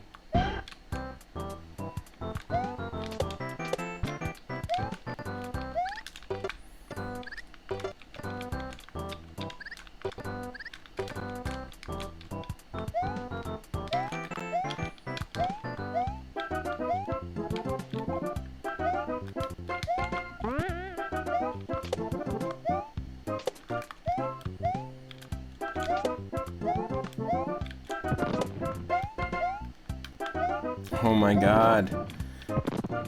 Love the backgrounds here as well.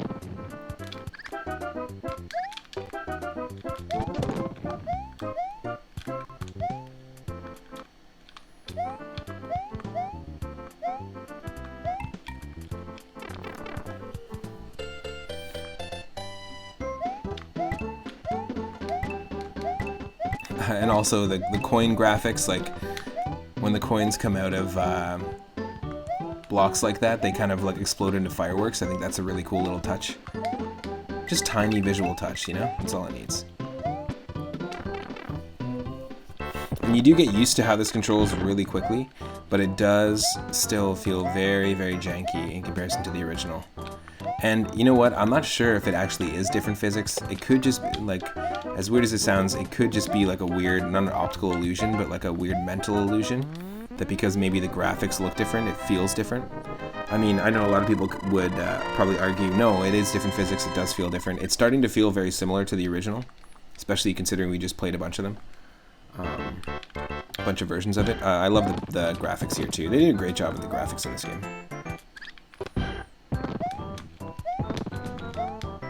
You know, as somebody that grew up with Super Mario Brothers 1, being able to see the graphics like this was pretty incredible at the time.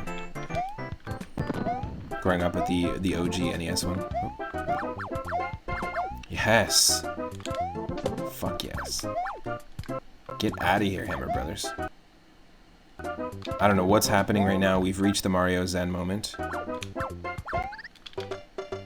Or maybe we haven't.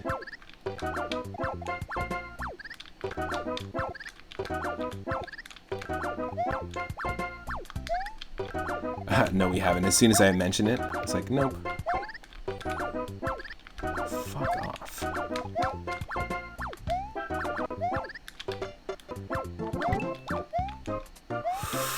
That's insane. Oh. Here we are. We're able to do it you can do it pretty quickly with warps, but really fun game to experience in its entirety like this.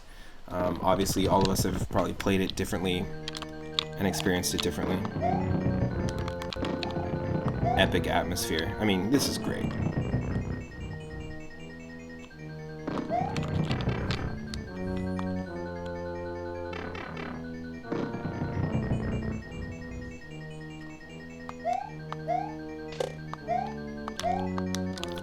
They made it easier. They made it easier by actually showing a gap between the lava and that platform. That's okay.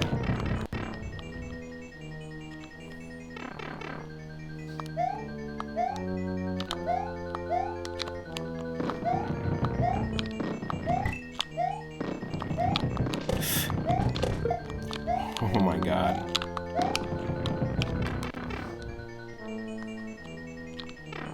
At the end, folks, stick around. We're going to get some extra moonstones by sticking around. We're going to raid somebody, see who's online, share the love, and yeah, thanks again to everyone that's been hanging out. Thanks again to Toon Man Plays for the host earlier. Thank you to Lord Loki Asgard for adding Skitchin on Sega Genesis to our ongoing viewer request list. And thanks to King Jorge II, Michelle Butterfield, and Stegosaurus McCartney for the redeems for the games we're going to play next. I will be back at 6:30 p.m. Pacific. We'll be diving into Little Nemo, Turtles in Time. Oh, crunched. Little Nemo, Turtles in Time, and... Can't just walk on the top, eh? And Indiana Jones's Greatest Adventures.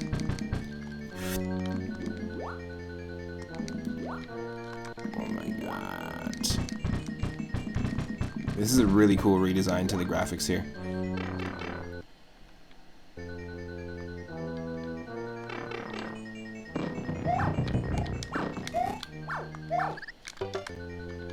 Oh yeah, I totally forgot about the one Hammer brother that's waiting for Bowser. Also, this is a cool statue in the background. A little Bowser statue.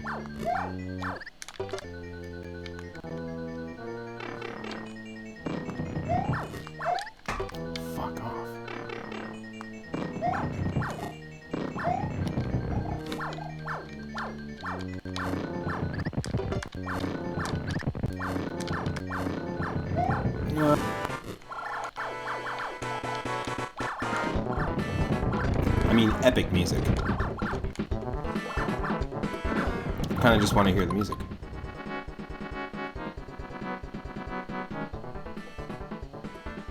Fuck yeah.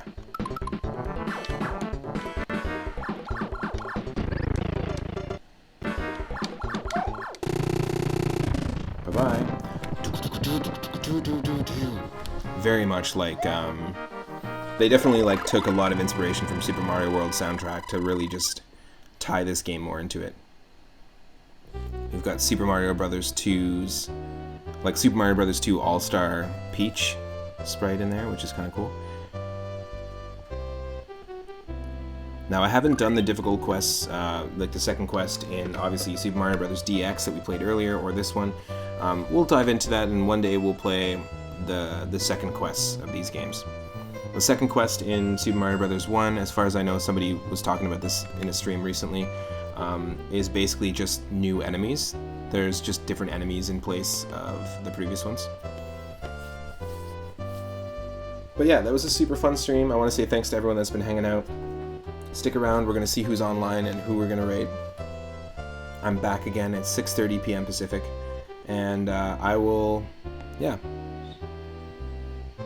see you then. It looks like